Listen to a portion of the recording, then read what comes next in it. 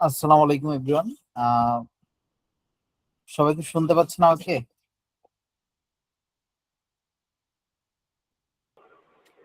Yes. Thank you. Mainly আসলে যে কারণে পোস্ট করছিলাম ভাইকে, আহ আজকে এই ওরিয়েন্টেশন সেশনটাতে আপনারা যারা অলরেডি ল্যাবে জয়েন আছেন, আপনারা ছাড়াও দেখা গেছে যে প্রায় 100+ স্টুডেন্ট আমাদের সাথে ইন্টারেস্ট শো করছিল যে এই ল্যাবের ওরিয়েন্টেশন সেশনটা করার জন্য। তো আমরা ওনাদের সবাইকে এই ইমেইলে ক্লাস লিঙ্কটা প্রোভাইড করছি, প্লাস অনেককে মেবি কলও দেওয়া হয়েছে। তো ওই জায়গা থেকে যেহেতু সবাই জয়েন করতেছে, অনেকেই ল্যাবে আছে প্লাস নাই, দুই জায়গা থেকে অনেকেরই অনেক ধরনের প্রশ্ন থাকতে পারে। যে আপনারা তো মেনলি জয়েনই করছেন, যে বিভিন্ন ধরনের কোয়েরি আছে যে এই লেভেল ফিল্ড গুলো আপনার সাথে অ্যালাইন করতেছে কিনা, আদার্স বিভিন্ন ধরনের কোয়েরি থাকতে পারে। তো অবশ্যই আজকে আপনারা আপনাদের এই প্রশ্নগুলা করবেন, প্লাস ক্লিয়ার আনসার পাচ্ছেন কিনা ওই জিনিসটাও নেয়ার ট্রাই করবেন।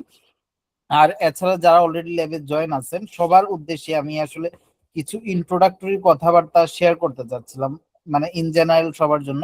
তো মেইনলি ওরিয়েন্টেশন সেশনে আমি এই কথাগুলো বলে ফেলি, কারণ দেখা গেছে যে ওরিয়েন্টেশন সেশনটাতে পার্টিসিপেন্ট আসলে যেই লেভেলে বেশি থাকে, আস্তে আস্তে ক্লাস শেষের দিকে বা পরবর্তী সেশনগুলোতে অ্যাটেন্ডেন্সটা আমরা ওই রকম পাই না। আর যদিও এটা খুব ডিসঅ্যাপয়েন্টিং একটা ব্যাপার, বাট এটা ট্রু। তো ওই জায়গা থেকে আমি প্রথমে যদি আমাদের রিসার্চ বাডির ব্যাকগ্রাউন্ডটা সম্পর্কে আপনাদের সাথে একটু মানে ছোট্ট করে শেয়ার করি, সেটা হচ্ছে আমাদের রিসার্চ বাডির জার্নি শুরু হয় 2025 সালের মার্চ মাসের 15 তারিখ থেকে।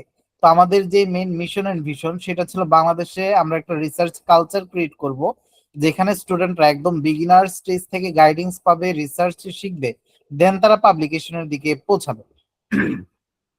আচ্ছা, এই রিসার্চ বাড়ি নিয়ে কাজ করার পিছনেও আরেকটা ঘটনা আছে, সেটা হচ্ছে আমরা যারা রিসার্চের জার্নিটা শুরু করি, আহ, তারা মেইনলি দুইটা প্রবলেম সবচেয়ে বেশি ফেস করে। আমি যদি এই দুইটা প্রবলেম বলি, প্রথমটা হচ্ছে আমি কি নিয়ে রিসার্চ করব। দেখা গেছে আন্ডারগ্রেড লাইফে আমরা এত এত কোর্স নিয়ে লেখাপড়া করি, এত এত টপিক কভার করি, যে কোন টপিকটা আমার সাথে সবচেয়ে বেশি অ্যালাইন করবে, মোস্ট অফ দ্য স্টুডেন্টস আমরা ওই জিনিসটাই ডিসাইড করতে পারি না। দেন আসলে যেই প্রবলেমটা আমরা সবচেয়ে বেশি ফেস করি সেটা হচ্ছে আমি কার সাথে রিসার্চ করব। দেখা গেছে আমি ইউনিভার্সিটিতে আছি, এখন আমি আমার লেকচারার অথবা প্রফেসরকে ওনাকে আমি মানে প্রপোজ করলাম। এখন দেখা গেছে স্যাররাও প্রেফার করে যাদের মোটামুটি পাবলিকেশনের এক্সপিরিয়েন্স আছে, কাজ জানে, ওনাদের নিয়েই স্যাররা কাজ করতে আগ্রহ প্রকাশ করে। বাট আমরা যারা একদম কিছুই জানি না, আমরা তো ভুক্তভোগী, তো আমরা কোথায় যাব, কার কাছে যাব? তো ওই জায়গা থেকে আমরা মেইনলি শুরু করি যে বাংলাদেশে এমন একটা প্ল্যাটফর্ম থাকা দরকার যেখানে স্টুডেন্টরা আসলে সে যেই লেভেলেরই হোক না কেন সেইখানে গাইডেন্স পাবে, রিসার্চ শিখবে, দেন সে পাবলিকেশনে পৌঁছাবে। তো ওই মানে লক্ষ্য থেকেই আসলে রিসার্চ বাড়ি নিয়ে কাজ করা শুরু। দেন ইনশাল্লাহ আমরা 2025 সালে এটা অফিসিয়ালি লঞ্চ করি। আলহামদুলিল্লাহ আমরা 1 বছর 4 মাস এটা সাকসেসফুলি রান করি। আমরা বিশ্বাস করি এটা অনেক বড় হবে, বাংলাদেশকে আমরা অনেক বড় কিছু উপহার দিতে পারবো।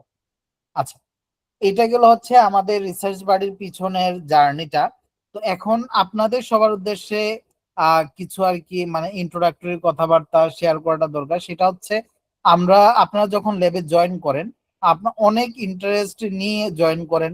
দেখা গেছে যে মানে অনেক মোটিভেশন থাকে জয়েনিং টাইমে, বাট রিসার্চ জিনিসটা অনেকটা অনেকের কাছে বোরিং মনে হয়, যে 1 মাস 2 মাস যাওয়ার পরে অনেকেই মোটিভেশন হারাই ফেলে। এটা আসলে আমি আমার লাস্ট 1 বছর 4 মাসের এক্সপিরিয়েন্স থেকে বলতেছি, মানে স্টুডেন্টদেরকে যেরকম পাচ্ছি, দেখা যায় অনেকেই পরবর্তীতে বলে যে টাইম ম্যানেজ করতে পারতেছি না, টার্ম ফাইনাল চলে আসছে, ফাইনান্সিয়াল ইস্যু বা বিভিন্ন কারণে পজ রাখা হয়। তো ওই জায়গা থেকে আমি আপনাদেরকে রিকোয়েস্ট করবো, যেহেতু আপনারা এখনো সব মানে এইখানে আজকে যারা জয়েন করছেন সবাই এখনো ল্যাবে জয়েন করেন নাই, কাইন্ডলি একটু ভেবে চিনতে দেন ল্যাবটাতে জয়েন করবেন। আপনি এখন দেখা গেল জয়েন করলেন খুব কিউরিসিটি নিয়ে, 1 মাস পর আপনার ভালো লাগতেছে না, আপনি চলে গেলেন, বাট সুপারভাইজার যে আপনার পিছনে যে সময়টা ইনভেস্ট করলো, প্লাস আপনাকে যখন একটা গ্রুপে উনি কাজ করানো শুরু করলো, আপনি হঠাৎ করে 1 2 মাস পর চলে গেলেন, এখন পুরোটা গ্রুপের উপর তো ওইটার ইফেক্ট পড়তেছে। তো ওই জায়গা থেকে আমি আপনাকে রিকোয়েস্ট করব, যদি আপনার মানে অ্যাকচুয়ালি রিসার্চে শিখা প্লাস পাবলিকেশনের ওই রকম আগ্রহ না থাকে, কাইন্ডলি ল্যাবে জয়েন হওয়ার দরকার নাই। তো ওই জায়গা থেকে আমি আপনাদেরকে রিকোয়েস্ট করব, একদম মানে ফুল ডেডিকেটেড হয়ে আসলে ল্যাবগুলোতে জয়েন করবেন। আজকে আসলাম 1 মাস পর চলে গেলাম, এই জিনিসটা মানে শুধু আপনার উপর ইফেক্ট, হয়তো বা আপনি ভালো লাগতেছে না চলে গেছেন, আপনার বিকল্প অনেক ওয়ে আছে, বাট এইটার ইফেক্ট কিন্তু পুরোটা ল্যাবে পড়ে। তো ওই জায়গা থেকে আমি রিকোয়েস্ট করব কাইন্ডলি একটু ভেবে চিন্তে আসলে জয়েন করবেন। আচ্ছা, সেকেন্ড যে পয়েন্ট, অনেকে আমরা দেখা গেছে ল্যাবগুলোতে জয়েন করার পর সেটা হচ্ছে টাইম ম্যানেজমেন্ট প্রবলেম ফেস করি। এখন দেখেন, আমাদের এই ল্যাবগুলোতে যারা supervisor, most of the student হয় পিএইচডি কন্টিনিউ করতেছে, অনেকে জবে আছেন, অনেকে দেখা গেছে আবার একাডেমিক লাইফ প্লাস জব দুইটা একসাথে মেনটেন করতেছে, প্লাস আপনাদেরকে সুপারভাইজিং করতেছেন। এখন ওনারা যদি টাইমটা ম্যানেজ করতে পারে, এজ এ স্টুডেন্ট আমি শিখবো, আমার এটা নেসেসিটি, তো আমি কেন মানে টাইমটা বের করে আনতে পারবো না? এখন হইতে পারে আপনার টার্ম ফাইনাল চলে আসছে, এখন বলতে পারেন যে ভাই আমি কি পরীক্ষা বাদ দিয়ে কি রিসার্চ করব নাকি? না, অবশ্যই না। আপনি তো আপনার একাডেমিক পরীক্ষা সবার আগে, তো আপনাকে পরীক্ষার দিন তো রিসার্চ মানে আপনি পরীক্ষার আগের দিন করলেন না, এর আগের দিন রিসার্চ করেন নাই, যেদিন পরীক্ষা দিয়ে আসছেন ওই দিন তো আমাদের কাছে এনাফ টাইম থাকে, ওই দিন আমরা কেউই আসলে আর লেখাপড়া করি না, হয়তো একটু মানে রিল্যাক্স করি বা চিল করি বা যে কোনো কিছু করি। তো আপনি ওই দিন একটু 2 3 ঘন্টা বেশি সময় দেন, অথবা আপনি সুপারভাইজারের সাথে শেয়ার করেন যে ভাই আমি তো আসলে টাইমটা ওইভাবে বের করে আনতে পারতেছি না, কাইন্ডলি আপনি আমাকে একটু বলেন আপনার আন্ডারগ্রেড লাইফে কিভাবে আপনি টাইমটা বের করে আনছিলেন, পেপার পাবলিকেশনের দিকে ওইভাবে টাইমটা দিতে পারছেন। তো ওই জায়গা থেকে আপনি যদি সুপারভাইজারকে এই জিনিসটা ইনফর্ম করেন, আমার মনে হয় না যে সুপারভাইজার আপনাকে হেল্প করবে না, সুপারভাইজার আপনাকে এনাফ সাপোর্ট দিবে, এটা আমরা বিশ্বাস রাখি। সবচেয়ে বড় কথা, আমাদের এই ল্যাবগুলোতে দেখা যায় সুপারভাইজাররা যেই লেভেলের ডেডিকেটেড, স্টুডেন্টরা আসলে ওই লেভেলের ডেডিকেশন শো করে না। আমরা আশা করব, যেহেতু যারাই আছেন আজকে যারা জয়েন করছেন এই সেশনটাতে, যারা একদম মানে আমি আপনাদেরকে রিকোয়েস্ট করবো যে একদম আপনারা ফার্স্ট টু লাস্ট কন্টিনিউ করেন। যদি আপনি রিসার্চ না শিখেন অথবা পেপার পাবলিকেশন পর্যন্ত না যেতে পারেন, সেক্ষেত্রে আপনি আমাদেরকে ব্লেম করিয়েন যে আপনারা তো বলছিলেন 6 7 মাসের মধ্যে আমার সবকিছু হয়ে যাবে। আমরা বলতেছি 6 7 মাসের মধ্যে অন্ততপক্ষে আপনার পেপার ড্রাফটটা রেডি হবে, যদি আপনি প্রপার ডেডিকেশন শো করেন। এটা আমরা মানে একদম প্র্যাকটিক্যাল মানে এক্সপিরিয়েন্স থেকে বলতেছি। তবে আমরা এক্সপেক্ট করব, যদি আপনি জাস্ট এরকম আবার আশা করেন যে আমি ল্যাবে তো জয়েন হয়ে আছি, মাসে মাসে পেমেন্ট করব, সুপারভাইজার সব কাজ করে দিবে, উনি সিমুলেশন করবে, উনি ডাটা কালেক্ট করবে, উনি লেখালেখি করবে, আমি মাসে মাসে তো পে করতেছি, সুপারভাইজার সুন্দর করে ফার্স্ট অথর হিসেবে আমাকে নামটা দিয়ে দিবে। ভাই আমরা এখানে কেউ অথরশিপ সেল করতেছি না, আমাদের মেইন টার্গেটই হচ্ছে যে আপনি রিসার্চটা শিখবেন, একটা সময় পরে নিজেকে রিসার্চার হিসেবে দাবি করতে পারবেন, শুধু রিসার্চার না, আমরা বিশ্বাস করি আমাদের এই ল্যাবের স্টুডেন্টরাই আমাদেরই রিসার্চ বাড়িতে এরকম আরো 50-60 জন স্টুডেন্টকে উনি সুপারভাইজিং করতে পারবে। তো ওই লেভেলের মেন্টালিটিটা একটু রাখেন, ডেডিকেশন শো করেন, যে সুপারভাইজার যা যা ইনস্ট্রাকশন আপনাদেরকে দিবে ট্রাই করবেন প্রতিটা ইনস্ট্রাকশন একদম মানে প্রপারলি ফলো করার জন্য, কারণ এই জিনিসটা খুবই দরকার। সো আরেকটা যে প্রবলেম আমরা সবচেয়ে বেশি ফেস করি সেটা হচ্ছে স্টুডেন্টরা কেন জানি কোঅপারেট করে না সুপারভাইজারের সাথে। দেখা যায় সুপারভাইজার কোনো কিছু বোঝাইতে, যেহেতু এখানে আমরা অনলাইনে ক্লাস করতেছি, আমরা জানি যে আমাদের বাংলাদেশি স্টুডেন্টদের অনলাইনে ক্লাস করার মানে অভিজ্ঞতা কিরকম। তো আমরা আশা করব এখানে আপনার কাইন্ডলি কেউ চুপ হয়ে থাকবে না, জাস্ট একজন বা দুইজন বা তিনজন রেসপন্স করতেছে, বাকিরা রেসপন্স করতেছে না কেন, ওই তিনজন কি শুধুমাত্র পেপার পাবলিশ করবে? আপনারা করবেন না? ওনারা যদি রেসপন্স করে শিখে, আপনারা এই জিনিসটা কিন্তু মাথায় রাখবেন, একটা পেপারে যদি আপনার 3-4 জন কাজ করেন, যার কন্ট্রিবিউশন সবচেয়ে বেশি থাকবে উনি কিন্তু ফার্স্ট অথর হবেন। এখন ওই জায়গা থেকে আমরা বিশ্বাস রাখি যে আপনারা কাইন্ডলি আপনাদের মানে আপনারা সর্বোচ্চ পরিমাণ কোঅপারেট করার ট্রাই করবেন। এখন আবার অনেক সময় দেখা যায় মানে কোঅপারেট করতে গিয়ে অনেক ধরনের ইরিলেভেন্ট কথাবার্তা চলে আসে। সো ওই জায়গাতে একটু মানে খেয়াল রাখবেন সবাই। আপনার অবশ্যই যে কোনো ধরনের প্রশ্ন করবেন ল্যাব রিলেটেড, আপনার এই রিসার্চ রিলেটেড সিলি কোয়েশ্চেন হোক অবশ্যই আপনি করবেন, বাট ইরিলেভেন্ট মানে কোয়েশ্চেন যেন না হয় আর কি। এছাড়া সিলি কোয়েশন হলো সেটাতেও কিন্তু কোনো সমস্যা নাই। আমাদের অনেকের মধ্যে আবার এইরকম মেন্টালিটি থাকে, আমি এখানে এত ইজি একটা প্রশ্ন করতেছি আমি বুঝতেছি না, বাকি সবাইরা তো বুঝতেছে, এখন এই প্রশ্নটা করা ঠিক হবে কিনা? কেন ঠিক হবে না? আপনি তো আমাদের এই ল্যাবটাতে জয়েনই হয়েছেন যেন আপনি সব ধরনের সাপোর্ট পান, না হলে তো আপনি আপনার ভার্সিটির প্রফেসর লেকচারার ওনাদের কাছেই কাজ করতে পারতেন। আপনি আপনার যা দরকার ওই জিনিসটা যদি এখান থেকে নাই নিতে পারেন তাহলে তো এই ল্যাবটাতে জয়েন হয়ে আপনার কোনো লাভ নাই। তবে আমরা আশা রাখি, আমরা বিশ্বাস করি এইখান থেকে আপনারা সর্বোচ্চ পরিমাণ নেয়ার চেষ্টা করবেন। এখানে সুপারভাইজার আপনাদেরকে দেওয়ার জন্য রেডি আছে, আপনারা কাইন্ডলি এখান থেকে নেয়ার চেষ্টা করবেন। বাট আমরা ডিসঅ্যাপয়েন্টেড হই ওই জায়গাতে যে স্টুডেন্টরা কেন নিতে চায় না, সুপারভাইজার দিতে রাজি আছে কিন্তু স্টুডেন্টরা নিতে চাচ্ছে না। তো আমরা এখান থেকে আপনাদেরকে রিকোয়েস্ট করব কাইন্ডলি আপনারা আমাদের থেকে, আমাদের সুপারভাইজারের থেকে যত পরিমাণ নলেজ পসিবল হয় নিবেন। ওনার কাছ থেকে প্রয়োজনে যদি পরবর্তীতে যা যা ধরনের সাপোর্ট লাগে ওইগুলো নেবেন। এছাড়া ল্যাব রিলেটেড ধরেন টেকনিক্যাল কোনো প্রবলেম বা আমাদের রিসার্চ বাড়ি নিয়ে কোনো ধরনের প্রবলেম ফেস করতেছেন, সেক্ষেত্রে সাপোর্ট গ্রুপের লিঙ্ক দেওয়া আছে আপনাদের ল্যাবের ফিডে, ওইখান থেকে ল্যাবে আমাদের হোয়াটসঅ্যাপ গ্রুপটাতে জয়েন হয়ে ওইখানে আমাকে অথবা বাঁধন নন্দীকে পার্সোনালিও মেসেজ দিতে পারবেন অথবা গ্রুপেও মেসেজ দিতে পারবেন। ওইখানে আমরা চেষ্টা করবো আপনাদেরকে একটা সলিউশন দেওয়ার বা ওই প্রবলেমটাকে সলভ করে দেওয়ার। আচ্ছা, আরেকটা ইস্যু নিয়ে কথা বলি, সেটা হচ্ছে যে এখানে হয়তোবা ল্যাবটাতে আমরা যখন 20 জন বা 25 জন থাকি, বিভিন্ন স্টেজের স্টুডেন্ট আমরা আছি, দেখা গেছে কেউ একদম কিছুই জানি না, কেউ মোটামুটি জানি, আবার কারো অলরেডি একটা দুইটা বা তিনটা পেপারের এক্সপিরিয়েন্সও আছে। তো ওই জায়গা থেকে আপনি কোন স্টেজে আছেন ওই জিনিসটা একদম ওরিয়েন্টেশন ক্লাসেই সুপারভাইজারের সাথে শেয়ার করে ফেলবেন, যে ভাই আমি মোটামুটি জানি অথবা আমি কিছুই জানি না, কাইন্ডলি আমাকে ওইভাবেই সাপোর্ট দিবেন। আমি আশা রাখবো যে আপনি আমাকে যা যা ইনস্ট্রাকশন দিবেন আমি প্রতিটা ইনস্ট্রাকশন টাইমলি ফলো করব, বা যত ধরনের অ্যাসাইনমেন্ট দিবেন আমি চেষ্টা করবো আমার সর্বোচ্চ পরিমাণ ওইগুলাকে সাবমিট করা। তখন দেখবেন যে যেই কাজটা আপনাদের 6 মাসে হওয়ার কথা ওই কাজটা 3-4 মাসে হয়ে যাবে। আমি আপনাদেরকে একটা এক্সাম্পল দিই, আমাদের আরেকটা লেবেই ওই ল্যাব থেকে 4টা Q1 পেপারের কাজ হয়েছে, অলরেডি একটা পেপার পাবলিশড, দুইটা পেপার না একটা পেপার সাবমিট, আর দুইটা পেপার, একটা পাবলিশড একটা সাবমিট, আর দুইটা হচ্ছে এখনো মাত্র পেপার ড্রাফট রেডি হয়েছে, মানে ওনারা এখন সাবমিট করে নাই, করবে। এখন ওরা একই লেবে কাজ শুরু করছিল একই দিন থেকে, কিন্তু একটা পেপার অলরেডি পাবলিশ হয়ে গেছে, একটা পেপার সাবমিট হয়েছে, আর দুইটা পেপার মাত্র এখন সাবমিট করবেন।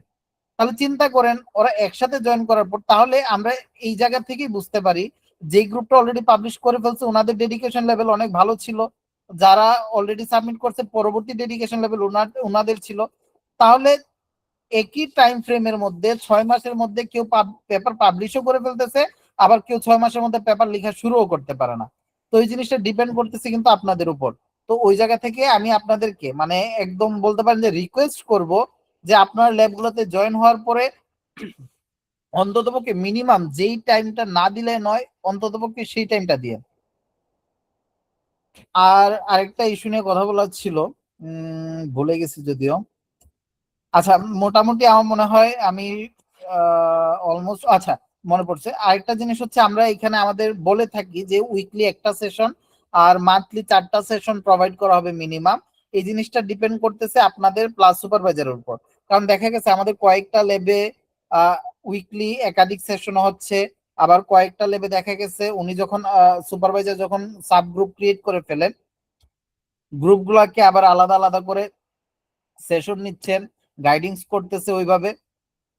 তো এই জিনিসগুলো কিন্তু ডিপেন্ড করে আপনাদের প্লাস সুপারভাইজারের উপর। এখন আপনারা চেষ্টা করবেন অল টাইম সুপারভাইজারের সাথে কানেক্ট থাকার। সুপারভাইজারকে অ্যাপের থ্রুতে মেসেজ দিতে পারবেন। আপনার ধরেন আজকে তো শনিবার, আপনাকে সুপারভাইজার কোনো একটা টাস্ক অ্যাসাইন করে দিল, এখন পরবর্তী সেশন হওয়ার কথা নেক্সট স্যাটারডেতে, এখন আপনার কাজ শেষ হয়ে গেছে মানডে টুইসডের মধ্যে। এখন আপনি কি সেশন আরেকদিন যেদিন হবে ওই দিনই সুপারভাইজারকে আমি শেয়ার করব, ওইটার জন্য বসে থাকবেন? অবশ্যই না। আপনার যেহেতু মানডে টুইসডেতে শেষ হয়ে গেছে, আপনি টাস্কটা আমাদের অ্যাপে ওইখানে টাস্ক অ্যাসাইন করার অপশন আছে, সাবমিট করার অপশন আছে। টাস্ক সাবমিট করে আপনি সুপারভাইজারকে বলবেন যে ভাই আমার তো আপনি যে টাস্কটা দিছিলেন ওই টাস্কটা আমি সাবমিট করে ফেলছি, আমার পরবর্তী করণীয়টা কি হবে। তখন দেখবেন আপনাদের কাজগুলো অনেক ফাস্টার হয়ে যাচ্ছে।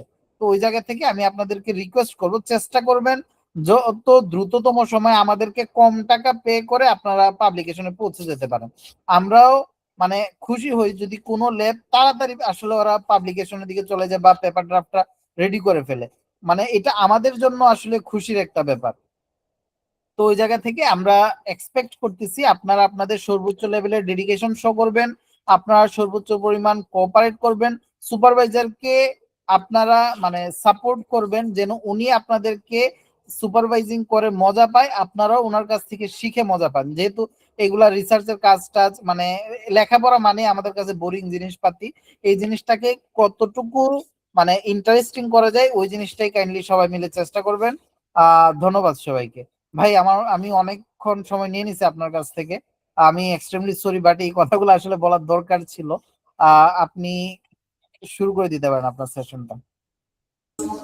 আচ্ছা, এখন একটু আজান যেহেতু হচ্ছে, আজানটা একটু শেষ হোক, আমি আজান শেষে হ্যাঁ জি ভাই, অবশ্যই। শেয়ার করতেছি।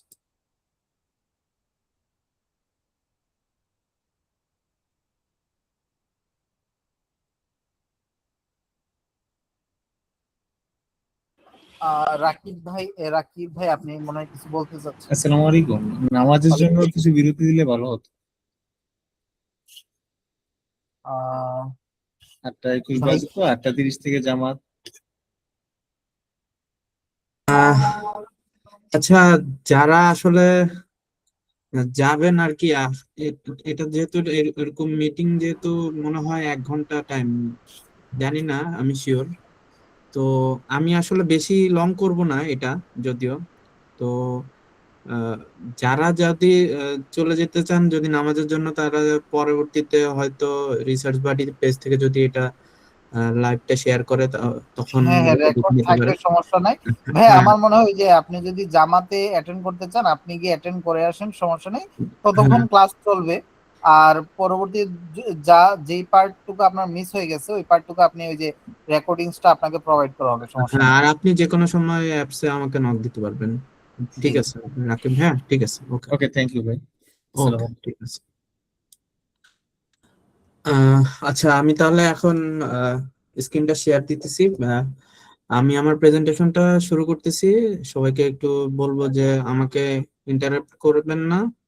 আর আমরা যখন প্রেজেন্টেশনটা শেষ করব, এরপরে আপনাদেরকে সবাইকে ফ্লোর দিয়ে দিব, আপনারা তখন আমাকে যে কোনো প্রশ্ন করতে পারেন, ঠিক আছে? ওকে,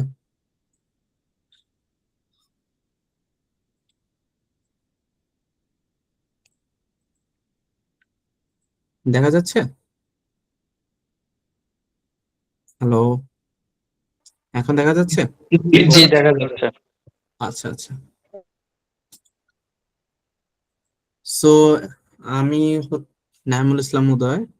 আমি আসলে আহ, বর্তমানে এখন বুয়েটে মাস্টার্স ইন ট্রিপলিতে আছি। আর আমার মেজর হলো পাওয়ার সিস্টেম। আর আমি আমার আন্ডারগ্রেড চুয়েট থেকে কমপ্লিট করেছি 2023 সালে। তো আমি গত বারো আমি ইউএসএ তে পিএইচডি জন্য অ্যাপ্লাই করছি। তো আমি আসলে এখন পিএইচডি অ্যাসপিরেন্ট। তো এছাড়াও আমি বিভিন্ন ধরনের রিসার্চ এর সাথে সংযুক্ত আছি। আর অলরেডি ইন্ডিপেন্ডেন্ট রিসার্চার হিসেবে কাজ করতেছি, আমার সাথে অনেকে কাজ করতেছে। আমার অলরেডি এখন একটা গ্রুপ আছে, ওরা অলরেডি কাজ করতেছে আমার আন্ডারে ওইখানে।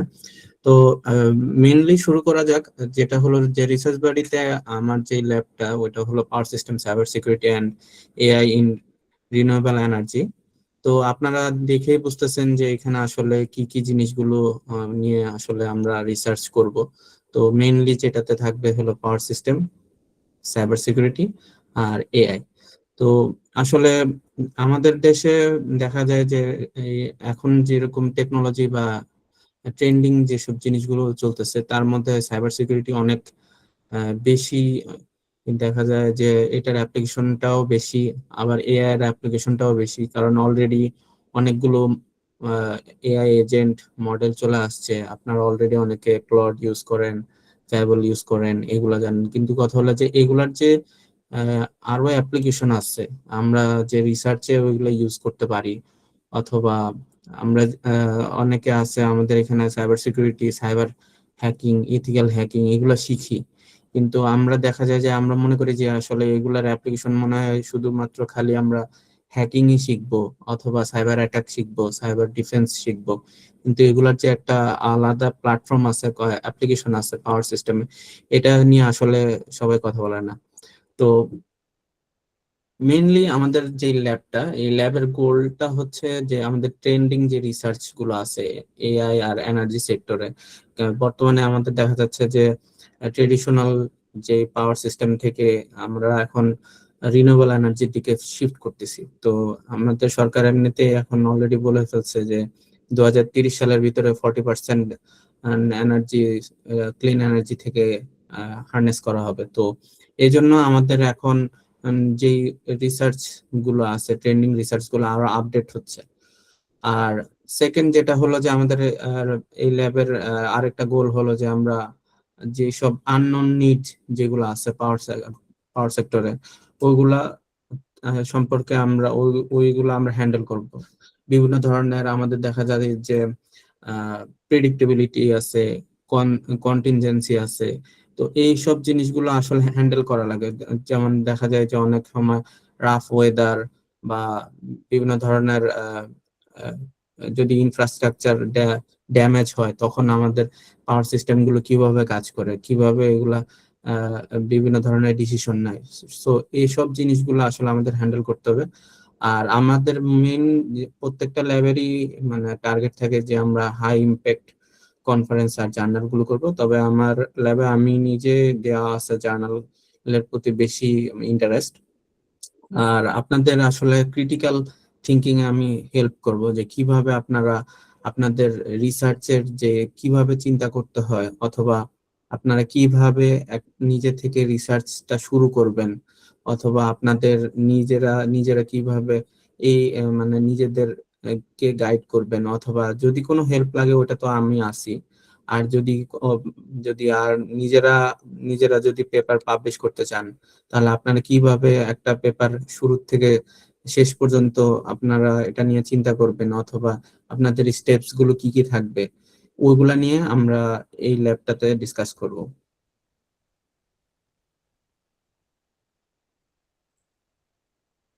উম, আচ্ছা। আমার রিসার্চ এরিয়া যেটা, এটার মধ্যে যেগুলা যেগুলা আছে মাইক্রোগ্রিড। মাইক্রোগ্রিড বলতে আমরা আসলে ডিসি সিস্টেম গুলোই বেশি ইউজ করি।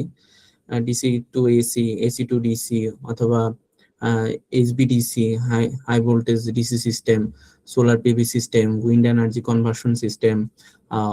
তারপরে আমাদের বিভিন্ন ধরনের পাওয়ার সিস্টেমে ফল্ট হয়, থ্রি ফেজ ফল্ট, তারপরে single line to ground fault. এইসব ফল্ট গুলো এবং ফল্ট গুলো কিভাবে মিটিগেশন করা হয়, হারমোনিক্স মিটিগেশন, বিভিন্ন ধরনের জিনিসগুলো আমরা এই ল্যাবগুলোতে আমার রিসার্চ এরিয়া। আর grid integration with renewable energy same জিনিসই, আমরা ওইখানে সোলার পিভি হাইব্রিড সিস্টেম, যেগুলোতে সোলার উইন্ড একসাথে কাজ করে, অথবা ব্যাটারি যদি অ্যাসেস থাকে তাহলে ব্যাটারি থাকলে কিভাবে কাজ করবে। তারপরে আরেকটা হচ্ছে হলো V2G এন্ড G2V টেকনোলজি। এটা বলতে বোঝায় যে vehicle to grid and grid to vehicle, মানে আমরা যদি গ্রিডের সাথে ইলেকট্রিক ভিকেল যদি আমরা ইন্টিগ্রেট করি, তো বিকেলটাকে যদি আমরা গ্রিড দিয়ে চার্জিং করাই, অথবা বিকেল থেকে যে চার্জ আছে ওটা যদি আমরা গ্রিডে ট্রান্সফার করি, তো ওই টেকনোলজি গুলো নিয়ে আমরা এই ল্যাবে কাজ করব। আর মোস্ট ইম্পর্টেন্ট যে জিনিসটা, মানে এখনকার নতুন জিনিস, এই টপিকটা আসলে বাংলাদেশে খুব কম করায়। অলরেডি আমি দেখছি যে অন্য যেসব ইউএসএ বলেন বা ইন্ডিয়াতেও আসলে এই সব জিনিসগুলো নিয়ে খুব কাজ হয়, পাওয়ার সিস্টেম, সাইবার সিকিউরিটি নিয়ে। তো এই সাইবার সিকিউরিটি জিনিসটা নিয়ে আমরা এই ল্যাবে কাজ করব।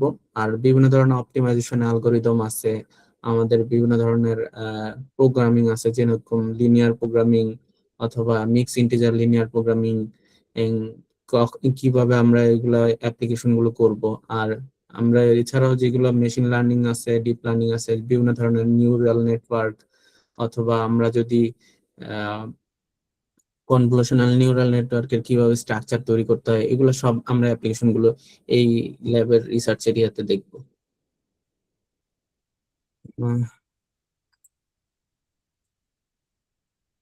ওকে, এরপরে আমাদের যে মানে রিসার্চ টুল গুলো আমরা আসলে মেইনলি এই ল্যাবে ইউজ করতে পারবো। সামনে দেখা যাবে যে এই ল্যাবগুলো, এই টুলস আর সফটওয়্যার গুলো আমরা বেশি ইউজ করি। ম্যাটল্যাব, সিমুলিংক, এলটি স্পাইস, পিলেক্স, ইট্যাপ অনেকে ইউজ করছেন, অনেকে জানেন। ম্যাট পাওয়ার, ওপেন ডিএসএস, পিস্কেট, পিএসএসি, পান্ডা পাওয়ার, ভিএস কোড যেটা আমরা মেইনলি কোডিং এর জন্য ইউজ করি। তারপর হোমার সফটওয়্যার তো আছে। তারপর পিভিসিস্ট, যেটা দিয়ে আমরা আসলে সোলার সিস্টেম ডিজাইন করি। সুপারভাইজারি অ্যাডভাইজারি মডেল, এটা একটা নতুন সফটওয়্যার, এটা আসলে হোমারের অল্টারনেটিভ হিসেবে ইউজ করা হয়, কিন্তু আসলে আমরা বেশি ইউজ করি না, কিন্তু এটা অনেক ভালো একটা সফটওয়্যার। আর আমরা যেটা জিনিসটা দেখবো যে নতুন, যে টাইফুন হিল বা হার্ডওয়্যার ইন লুপ, এটা দিয়ে আসলে রিয়েল টাইম সিমুলেশন গুলো করা হয়। আর লাস্টে সবাই আমরা জানি যে যদি একটা ভালো মানের পেপার করতে যাই, আমাদের ল্যাটেক্সটা শিখতে হবে। তো এই জিনিসগুলো আসলে আমি আমার ল্যাবে আপনাদের সাথে ইন্ট্রোডিউস করব, আর এগুলার অ্যাপ্লিকেশন গুলো আমরা দেখবো। সো আমার সম্পর্কে তো আমি আপনার আগেই আমার ইন্ট্রোডাকশনটা দিলাম। তো আমার নাম নামুল ইসলাম উদয়। তো আমি এখন অলরেডি এমএসসি করতেছি, আর পিএসসি আমার চুয়েট থেকে। পাবলিকেশনও আছে আমার, গুগল স্কলার প্রোফাইলও আছে, আপনারা দেখতে পারেন চেক করে। আর হ্যাঁ, আচ্ছা, এখন আমার ল্যাবের সম্পর্কে ইন্ট্রোডাকশন বলে দেওয়া হয়েছে। এখন কথা হলো যে ল্যাবের রুলস যেগুলা অনেক যারা সুপারভাইজার আছেন ওনারা আলাদা স্লাইড করে এটা আসলে দেখান। তো আমি আসলে আমার রুলস গুলো এইভাবে আমি বাধা ধরা দিতে চাচ্ছি না, কারণ অথবা অনেকে দেখা যায় যে রুলস দিলে বা বাউন্ডিং করে দিলে অনেকে আসলে জিনিসটা ফ্লেক্সিবিলিটিটা চায়। তো আমি আসলে ওই ফ্লেক্সিবিলিটিটা আপনাদের প্রথম প্রথম দিতে যাচ্ছি, কারণ জানি যে এটা আসলে অনেকের জন্য প্রথম, ফার্স্ট টাইম, অনেকে জানেনও না যে রিসার্চ কিভাবে করতে হয় বা রিসার্চ কিভাবে শুরু করতে হয়।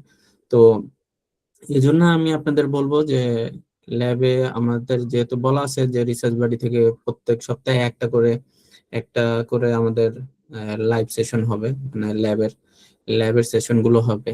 আর বাকি আমরা ওইটাতে সবার অ্যাটেন্ডেন্স গুলো তো নিবই, কারণ এটা আসলে রিসার্চ বাড়ি থেকেই ওনারাও এগুলো চেক করবে, আমরাও চেক করব।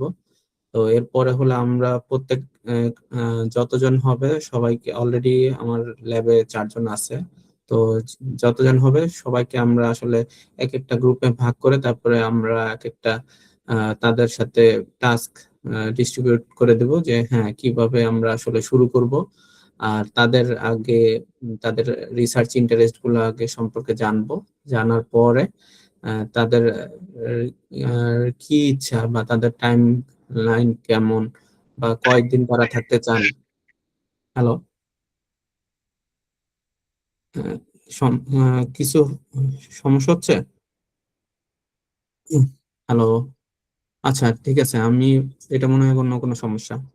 তো এরপরে হলো আমি যেটা বলতেছিলাম যে এরপরে প্রত্যেকটা গ্রুপেরই টাস্ক দেওয়া হবে উইকলি।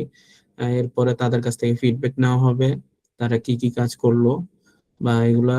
তারপরে লাস্টে আমরা যখন পাবলিকেশন রাইটিং শুরু করে দিব, তখন আমরা প্রত্যেকটা গ্রুপেরই পেপার গুলো আসলে কালেক্ট করব, যে তাদের আসলে প্রোগ্রেসটা কি। আর ওই প্রোগ্রেস রিপোর্ট গুলো আমরা আসলে আমাদের ল্যাবের প্রোগ্রেসটা রিসার্চ বাডি প্ল্যাটফর্মে যারা আছেন তাদের সাথে এগুলো শেয়ার করব।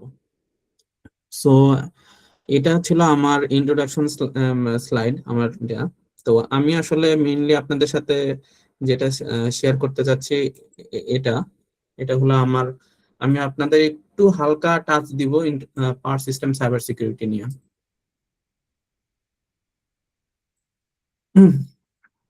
সো আপনারা তো দেখতে পারতেছেন, এটা হলো পাওয়ার সিস্টেম সাইবার সিকিউরিটি, যেটা হলো যে আমাদের গ্রিডের ফ্রেমওয়ার্কটা। এটা কে আমরা সিকিউরিটি দিতেছি আসলে মেইনলি এই জিনিসটাই আসলে আমরা পাওয়ার সিস্টেম সাইবার সিকিউরিটির মধ্যে আমরা জিনিসটা দেখব।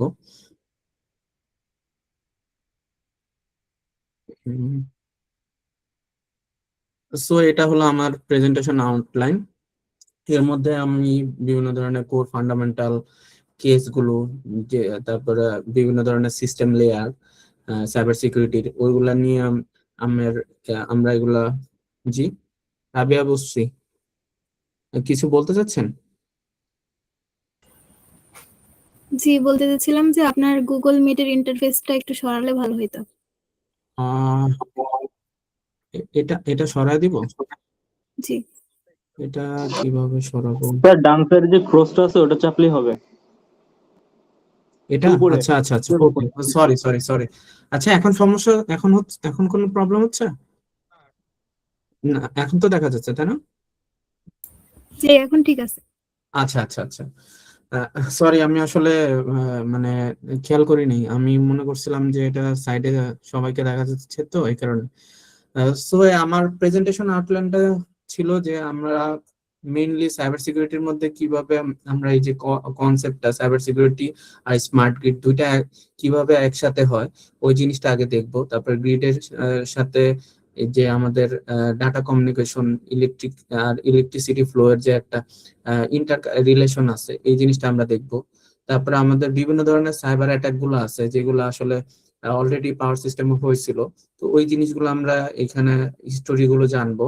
আর সিস্টেম লেয়ার গুলো আমরা জানি যে সাইবার সিকিউরিটির বিভিন্ন ধরনের লেয়ার আছে, যেগুলো সাইবার ফিজিক্যাল লেয়ার গুলো, তারপরে সফটওয়্যার লেয়ার আছে, হার্ডওয়্যার লেয়ার আছে, এগুলো নিয়ে আমরা আসলে হালকা করে আমরা স্লাইড গুলোতে দেখাবো। আর বিভিন্ন ধরনের ডিটেকশন প্রোটোকল আছে, কিভাবে এগুলা কাজ করে, আর আমরা কিভাবে এই ফিল্ডটাতে রিসার্চার হইতে পারি। মেইনলি আমরা এই জিনিসটা, এই ইন্টারেস্টটা জাগানোর জন্য আসলে এই ল্যাবটা আসলে শুরু করছি। তো আচ্ছা, so what is cyber security? আপনাদের কাছে কি মনে হয় সাইবার সিকিউরিটিটা আসলে কি? আপনাদের কারো কাছে ধারণা আছে? একটু ইন্টারেক্টিভ করার জন্য আসলে এই জিনিসটা, কোশ্চেনটা জিজ্ঞেস করা। একজন অ্যান্সার দিতে পারলে ভালো, আর না হলে আমি বলবো। যে কোনো একজন মাইক অন করে অ্যান্সার দিতে পারেন। Anyone interested?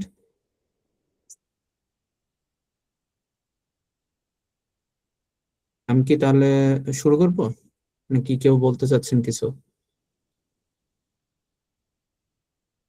আচ্ছা, তাহলে আমি বলি। তো সাইবার সিকিউরিটি নিয়ে আসলে সবাই মনে করে যে হ্যাঁ, এটা মনে হয় সিএসসি লাইন।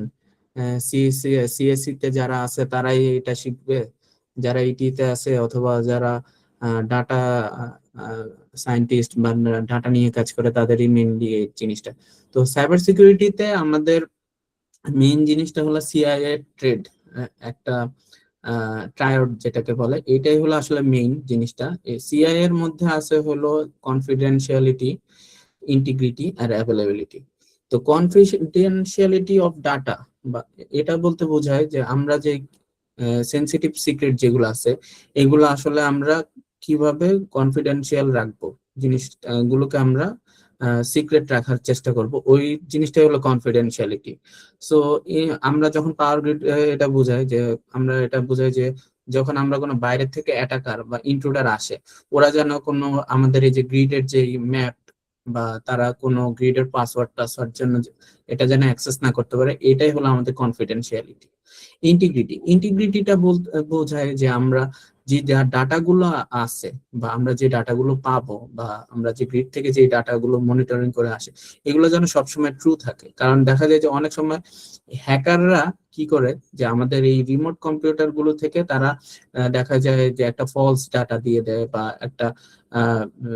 একটা স্টেট থাকে, অথবা তারা চেষ্টা করে এটা মডিফাই করে তারা চেষ্টা করে যে হয়তো বা তারা ব্রেকারটা অন করে দিল অথবা ব্রেকার খুলে দিল, অথবা দেখা যায় রিলে অন করে দিল, ট্রিপ করে দিল। তো রিলে ট্রিপ করা মানে হলো আমাদের ট্রান্সমিশন লাইনটা আসলে ডিটাচ হয়ে যাওয়া।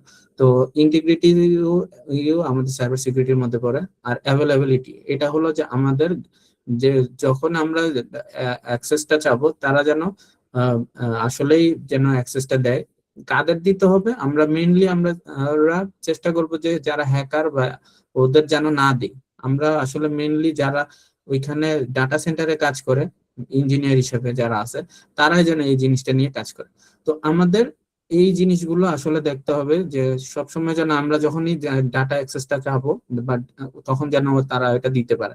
তো এইখানে এটাই বলা হয়েছে যে আমরা electricity line, control system, generator এগুলো যেন সবসময় লাইভ থাকে, কখনো যেন অফ না থাকে, রানিং থাকে। যেন আমরা যখন যে কেউ যদি ইন্টার করতে চায়, যারা প্রফেশনাল আছে তারা যেন সবসময় এই ওখান থেকে আমরা ডাটাটা নিতে পারি। এই জিনিসটা হলো আমাদের অ্যাভেলেবিলিটি।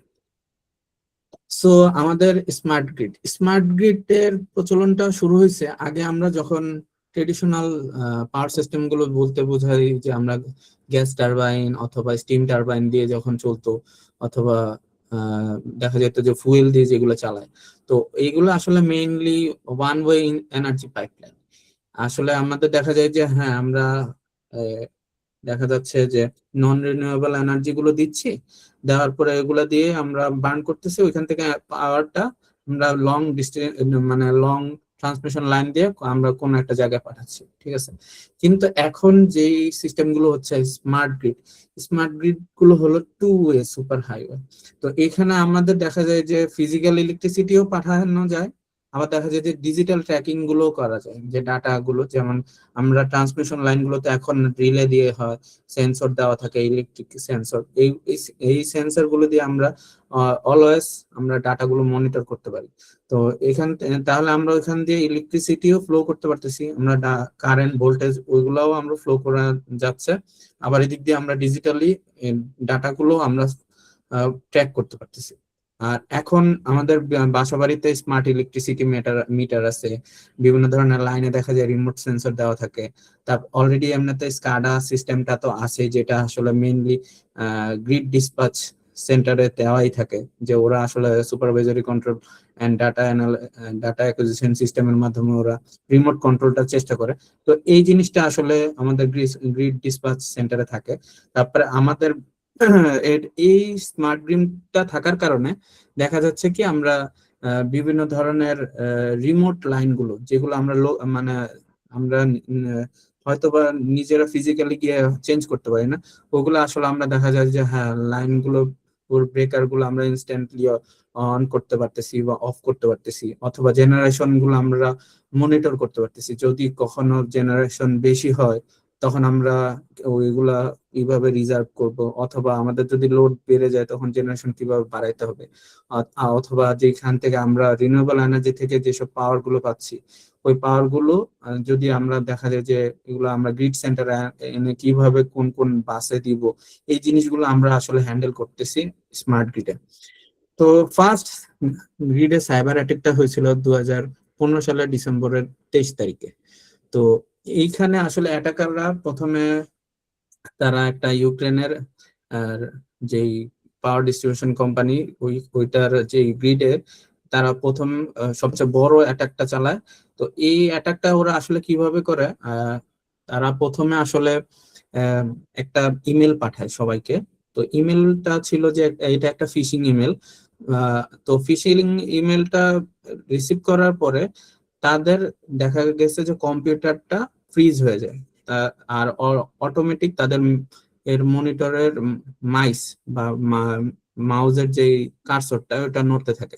তো ওরা দেখা যায় যে ওই হ্যাকাররা রিমোটলি তারা ওইখান থেকে মাউস দিয়ে তারা নিজে থেকে রিলে গুলো অন করে দেয়। রিলে গুলো অন করে দেওয়ার কারণে সাথে সাথে দেখা যায় যে লাইনগুলো একটার পর একটা দেখা যাচ্ছে যে ডিটাচ হয়ে যাইতেছে।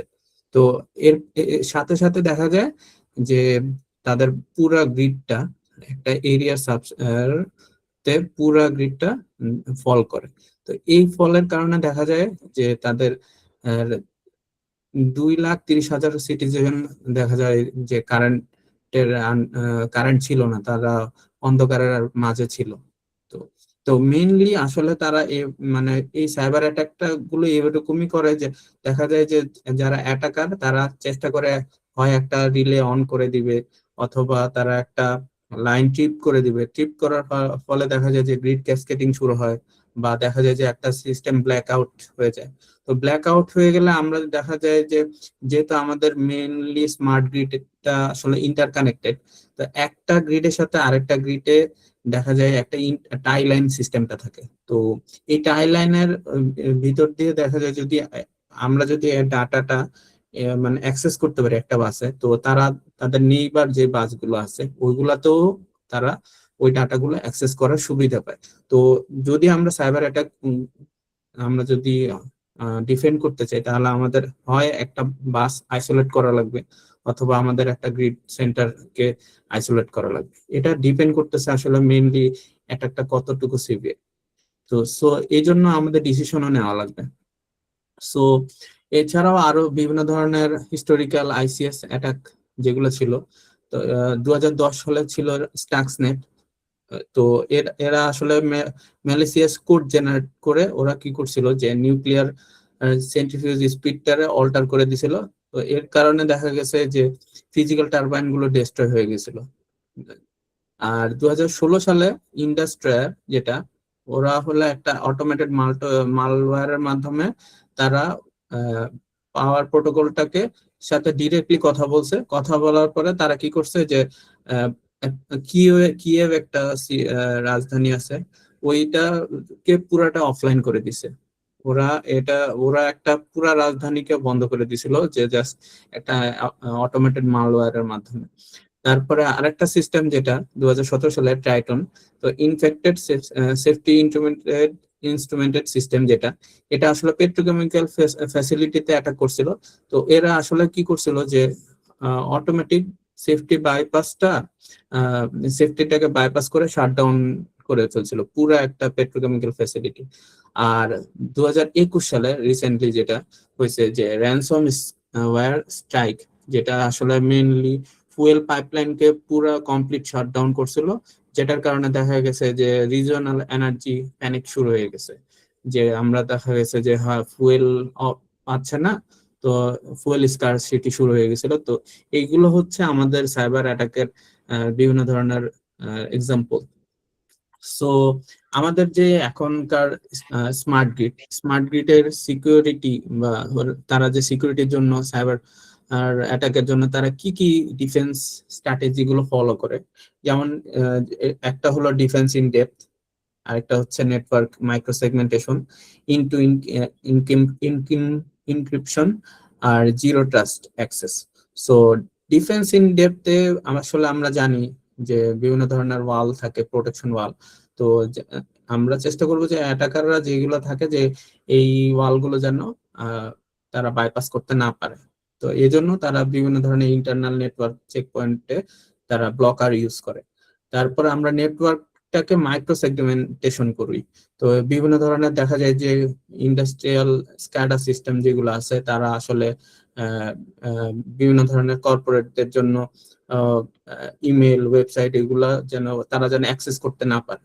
কারণ দেখা গেছে যে তারা যদি অ্যাক্সেস করে, তাদের এর থ্রুতে হয়তো বা দেখা যাচ্ছে যে কোনো ইন্ট্রুডার আসতে পারে। তো তাদের এই জিনিসগুলো তারা চেষ্টা করে যে হ্যাঁ, ইমেল আর ওয়েবসাইট গুলো যেন তারা নিজেদের জন্য সিকিউর করতে পারে। তো এটা আসলে তাদের মাইক্রো সেগমেন্টেশন। তারপরে ইন টু ইনক্রিপশন, যেটা বলে আমরা ওই যে টু ফ্যাক্টর অথেন্টিকেশন যে জিনিসটা জানি, এরকম ইন টু ইনক্রিপশনটাও ইউজ করে, যে আমরা যদি একটা কমিউনিকেশন প্যাকেটটা পাঠাই, তো তারা যেন দুই সাইড থেকেই যেন তারা ইনক্রিপশনটা ইউজ করে। মানে আমরা যে ডাটা প্যাকেটটা পাঠাচ্ছি অপটিক্যাল ফাইবার দিয়ে, এটা যেন অন্য কেউ পড়তে না পারে। তো এর জন্য আমরা ইনক্রিপশনটা ইউজ করি। অথবা জিরো ট্রাস্ট অ্যাক্সেস যেটা আছে, জিরো ট্রাস্ট অ্যাক্সেস যেটা আছে ওইটা হলো আমরা যখনই কোনো একটা ক্রেডেনশিয়াল বা মাল্টি ফ্যাক্টর অথেন্টিকেশন যেন যখন করতে যাই, যে হ্যাঁ আমরা একজন আরেকজনের সাথে কমিউনিকেশন করতে যাব, তখন যেন তারা অথেন্টিকেশন ফ্যাক্টরটা ইউজ করে, যে হ্যাঁ সে যেন যার সাথে কথা বলতেছি সেই যেন মানে জিনিসটা রিসিভ করে। সো এই জিনিসটার মাধ্যমে তারা আসলে সিকিউরিটিটা চেষ্টা করে যে হ্যাঁ, তারা যেন এটা সিকিউর রাখতে পারে স্মার্ট গ্রিড। তো সাইবার ফিজিক্যাল সিস্টেমের বিভিন্ন ধরনের লেয়ার আছে। তো এর মধ্যে হলো ফিজিক্যাল সাব লেয়ার, যেটা এর মধ্যে আমরা জেনারেটর আছে, ট্রান্সমিশন কেবল আছে, স্টেপ ডাউন ট্রান্সফরমার আছে, হেভি মেটাল সার্কিট ব্রেকার আছে। আর সেন্সর সাব লেয়ারের মধ্যে যেগুলো আছে, যে ফেজর মেজারমেন্ট ইউনিট আছে, স্মার্ট কনজিউমার মিটার আছে, ইন্টেলিজেন্ট ইলেকট্রনিক ডিভাইস আছে, যেগুলো আসলে আমরা ফিজিক্যাল পাওয়ার স্টেটস গুলো জানতে পারি। তো এরপরে আমার আরেকটা হলো আমাদের নেটওয়ার্ক আর সুপারভাইজারি লেয়ার। নেটওয়ার্ক বলতে আমরা আসলে বোঝাই যে যেটা দিয়ে আমরা কমিউনিকেশনটা করি, কারণ আমাদের প্রত্যেকটা গ্রিডেই এই ডাটা সেন্টারে আমাদের একটা পাওয়ার কমিউনিকেশন লাইন যায়। তো ওটা দিয়ে আসলে মেইনলি নেটওয়ার্ক গুলো আসলে কমিউনিকেট করে। তো অপটিক্যাল গ্রাউন্ড ওয়্যার যেগুলো আছে, ইন্ডাস্ট্রিয়াল রাউটার আছে, কন্ট্রোল লুপ আছে, এগুলো আসলে আমরা এই এই এই লেভেল গুলো দিয়েও দেখা গেছে যে সাইবার সিকিউরিটি এই সময় যখন আমাদের সাইবার অ্যাটাকটা হয়, তখন তারা এইসব নেটওয়ার্ক লেয়ার গুলোতেও অ্যাটাক করতে পারে। তো আর কন্ট্রোল লেয়ারটা হলো সবচেয়ে হাইয়েস্ট, যেটা হলো টপ। ওটা হলো আমরা যে ইএমএস সিস্টেমটা ইউজ করি, এনার্জি ম্যানেজমেন্ট সিস্টেম বা স্ক্যাডাস সার্ভার, অথবা অপারেটর যেটা এইচএমআই, যেটা হিউম্যান মেশিন ইন্টারফেস, যেগুলো ইউজ করে, এই জিনিসগুলো আসলে কন্ট্রোল সাপ্লায়ার এর মধ্যে পড়ে। এটা হলো সবচেয়ে বড়, মানে সবচেয়ে টপে থাকে, আর ফিজিক্যাল সাপ্লায়ার গুলো থাকে সবচেয়ে বটমে। সো আমাদের কথা হলো যে ওয়াই প্রোটেকশন ফেলস। তো আমরা যে বিভিন্ন ধরনের রিলে ইউজ করি, আমরা বিভিন্ন ধরনের সিটি ইউজ করি, আমাদের বিভিন্ন ধরনের ফিউজ টিউজ থাকে, তো এগুলা ইউজ করি, তাও এগুলো কেন ফেল করে? এটার প্রথম কারণ হচ্ছে যে এই যে ট্রেডিশনাল রিলে গুলো ইউজ করতেছি, এগুলো আসলে হ্যাকিং যেগুলো যারা করে তা ওরা এগুলো আসলে বুঝে না। কারণ ট্রেডিশনাল রিলে গুলো আসলে মেইনলি ফিজিক্যাল যেসব কোয়ান্টিটিস গুলো আছে, যেমন কারেন্ট অথবা ভোল্টেজ, এগুলো দিয়ে ভোল্টেজ ডিফারেন্স, এগুলো দিয়ে আসলে মেইনলি তারা ফল্টটা ডিটেক্ট করে। কিন্তু যদি আমরা সাইবার অ্যাটাকের মাধ্যমে যদি আমরা এখন কোনো জায়গার ভোল্টেজ বাড়ায় দিই অথবা ভোল্টেজ কমায় দিই, তো আসলে এই জিনিসগুলো আসলে তারা সেন্স করতে পারে না। সো দেখা গেছে যে হ্যাঁ, একটা পুরা ক্লিন একটা নেটওয়ার্ককে তারা হয়তোবা দেখা গেছে যে আমরা যদি রিলেকে কমান্ড দিই, তারা ট্রিপ করে এটা পুরোটাই বন্ধ করে দিতে পারে। আর স্টিলথি অ্যাটাক যেটা আছে, এগুলো আসলে দেখা গেছে মাঝে মাঝে ন্যাচারাল গ্রিডের মতো চেঞ্জ হয়। তো আমরা যখন একটা ফলস ডাটা ইনজেকশন অ্যাটাক, যেটা বোঝায় যে আমরা বাইরে থেকে আমরা ফলস ডাটা দিচ্ছি, এটা যদি আমরা ইউজ করি, তো দেখা গেছে যে প্রথমে যখন দেখা দিই, তখন এটা আসলে বোঝা যায় না যে আসলে এখানে যে কোনো একটা ফলস ডাটা মানে ইনডিউস করা হয়েছে বা ইনজেকশন করা হয়েছে। তো তারা তখন সিস্টেমটা আসলে রেসপন্স করে না। কিন্তু গ্র্যাজুয়ালি যখন তারা আস্তে আস্তে লাইনের মেজারমেন্ট এগুলো অল্টার করা শুরু করবে, তখন দেখা যাবে যে আমাদের কোনো কোয়ান্টিটিটা অথবা লোডটা চেঞ্জ হয়ে গেল, অথবা কোনো একটা কিছু চেঞ্জ হয়ে গেল, তো তখন দেখা যাবে যে আমাদের এই প্রোটেকশন সিস্টেমটা ফল করা শুরু করে। আর ডেঞ্জার অফ ব্লাইন্ড ট্রাস্টিং, আমরা আসলে দেখা গেছে যে একটা সফটওয়্যার বা হার্ডওয়্যারটা ইউজ করি, যেটা এটা আসলে দেখা গেছে অনেক বছর ধরে ইউজ করতে করতে আমরা এটা ট্রাস্ট করে ফেলি, আমরা আসলে এটার উপরে এত বিশ্বাস আসে পড়ে যে আমরা এটা আর চেঞ্জ করতে চাই না। তো এটার জন্য দেখা যায় যে এই আমাদের দেখা যায় যে এই সিস্টেমটা যখন আমরা বেশ ট্রাস্ট করা শুরু করি, তো যখন হঠাৎ করে কোনো হ্যাকাররা এই সিস্টেমটা ক্র্যাক করে, তখন এই সিস্টেমটা তখন ভালনারেবল হয়ে যায়। সো এই জন্য আমাদের অ্যাক্টিভ সাইবার ফিজিক্যাল ডায়াগনোসিসটা সবসময় করা উচিত, কারণ কিছুদিন পর পরই আমাদের সাইবার হার্ডওয়্যার বা সফটওয়্যারটা যেন ডায়াগনোসিস করা লাগবে, যেন বাইরে থেকে কেউ অ্যাটাক করেছে কিনা বা কোনো হ্যাকাররা আসলে এই জিনিসটা ক্র্যাক করতে পারছে কিনা, এই জিনিসটা যেন চেক করতে হবে আমাদের। সো বিভিন্ন ধরনের চেকিং সিস্টেমটা আছে। তো আমরা আসলে এই দেখা গেছে যে আমরা সাইবার অ্যাটাকের জন্য যে যারা অ্যাটাকার তাদের তো আমরা অ্যাটাক করতে পারবো না, আমাদের আসলে ডিফেন্স করতে হবে। তো মেইনলি আমরা কয়েক ধরনের ডিটেক্টিং সিস্টেম ইউজ করি, যেমন ফিজিক্সের যে ল গুলো আসলে যেগুলো আমাদের কিরশফ কারেন্ট ল বা কিরশফ ভোল্টেজ ল ইউজ করে আমরা দেখি যে কোনো একটা নোডে পাওয়ার আসলেই যেগুলো আসতেছে আর যেগুলো যাচ্ছে ওটাকে আসলেই সেম কিনা, আর কম্পিউটার থেকে যে ডাটাটা আসছে ওটার সাথে যেন আমরা ক্রস চেক করতে পারি। আরেকটা যেটা হলো যে পাওয়ার স্টেট এস্টিমেশন, যেটা হলো যে আমাদের ওয়েটেড লিস্ট স্কোয়ার মেথড একটা আছে, ওটা ইউজ করে আমরা আসলে ম্যাথমেটিক্যাল এস্টিমেশন দেখি যে আসলে গ্রিডের স্ট্যাটাসটা কিরকম, আর যদি ফিল্টার করি ম্যালিসিয়াস নয়েজটা, তাহলে যে স্ট্যাটাসটা আসে ওই দুইটা যেন সেম হয়। এটা দিয়ে আমরা আসলে পাওয়ার স্টেট এস্টিমেশনটা করি। আর বিভিন্ন ধরনের machine learning anomaly detection model আছে, যেমন গ্রাফ নিউরাল নেটওয়ার্ক আছে, তারপরে স্পেশিও টেম্পোরাল নিউরাল নেটওয়ার্ক আছে, গ্রাফন নিউরাল নেটওয়ার্ক আছে, তারপরে ফিজিক্স ইনফর্ম নিউরাল নেটওয়ার্ক আছে। এইগুলো দিয়ে আসলে আমরা অ্যানোমালি ডিটেকশন গুলো করি। অ্যানোমালি বলতে আমরা আসলে যেটা বোঝাই যে কোনো একটা অ্যাব্রাপ্ট বিহেভিয়ার, যেটা দেখে আসলে চেক করা যায় যে আসলে কোনো কিছু একটা হয়েছে। সো সবাইকে এতক্ষণ যেটা গুলো বলছিলাম এগুলা আসলে মেইনলি ডিটেকশন মেথড গুলি এগুলাই, যে bad data detection, machine learning, তারপরে হলো নেটওয়ার্ক আইডিএস। সো এই জিনিসগুলো এরকম। সো আমাদের যদি আমরা এখন রিসার্চ করতে চাই, তাহলে আমাদের কি কি টুলস সম্পর্কে জানা লাগবে? আমাদের আসলে মেইনলি আমরা ম্যাট ল্যাব বা ম্যাট পাওয়ার ইউজ করতে পারি। এটা হলো সবচেয়ে সহজ, যেটাকে বলা যায় যে হ্যাঁ আমরা যদি শিখতে চাই যে এই জিনিসটা, তাহলে আমরা প্রথমে পাওয়ার ফ্লো, তারপরে বিভিন্ন ধরনের স্টেট এস্টিমেশন অ্যালগোরিদম, তারপর আমরা বিভিন্ন ধরনের অ্যাটাক ডিটেকশন কিভাবে করে IEEE বাসগুলোতে কনফিগারেশনে আমরা ওই জিনিসগুলো দেখতে পারি। তারপরে আমরা যদি এর চেয়ে ভালো যদি আরো অ্যাডভান্স লেভেলে শিখতে চাই, তাহলে আমাদের পাইথন প্রোগ্রামিংটা বেশি ইউজ করে। সবসময় দেখা গেছে যে বিভিন্ন ধরনের মডেল আছে, বিভিন্ন ধরনের নেটওয়ার্ক আছে, কম্পিউটার আর নেটওয়ার্ক বেসিক গুলো আছে, ওই জিনিসগুলো আসলে শেখা যায় যে আসলে পাইথন প্রোগ্রামিং ইউজ করলে। আর ওয়্যার শার্ক, যেটা হলো আমাদের মেইনলি সাইবার সিকিউরিটির জন্য ইউজ করে। তো এইটা দিয়ে আসলে মেইনলি আমাদের নেটওয়ার্ক সিস্টেমটা বেশি ইউজ করা যায়, যে আমরা কোনো একটা বাসে আমরা যেসব কমিউনিকেশন প্যাকেট গুলো পাঠাচ্ছি ওগুলা কিভাবে ট্রান্সফার হচ্ছে, অথবা আমরা এগুলা ঠিক মতো ক্যাপচার করতে পারতেছি কিনা, অথবা ডিসেক্ট করতে পারতেছি কিনা, এই জিনিসগুলো আসলে আমরা এই সফটওয়্যারের মাধ্যমে শিখতে পারবো। সো আমাদের বেসিকটা আগে শিখতে হবে, শিখার পরে আমাদের আসলে মেইনলি সিমুলেশনটা শিখতে হবে। তারপরে আমাদের দেখতে হবে যে হ্যাঁ বিভিন্ন ধরনের অ্যাটাক সেটআপ গুলো আমরা কিভাবে পাইথনে ইউজ করব, বিভিন্ন ধরনের মডেল আছে। আর লাস্টে আমরা ইউজ করব হলো অ্যাডভান্স মেশিন লার্নিং মডেল, যেগুলো দিয়ে আসলে এআই ডিফেন্স সিস্টেমটা আসলে তৈরি করে। সো এগুলো হলো আমার রিসার্চের রিসোর্সেস, এগুলো এখানে দেওয়া আছে। সো তোমরা এখন আপনারা যে কোনো জন এখন প্রশ্ন করতে পারেন। Thank you.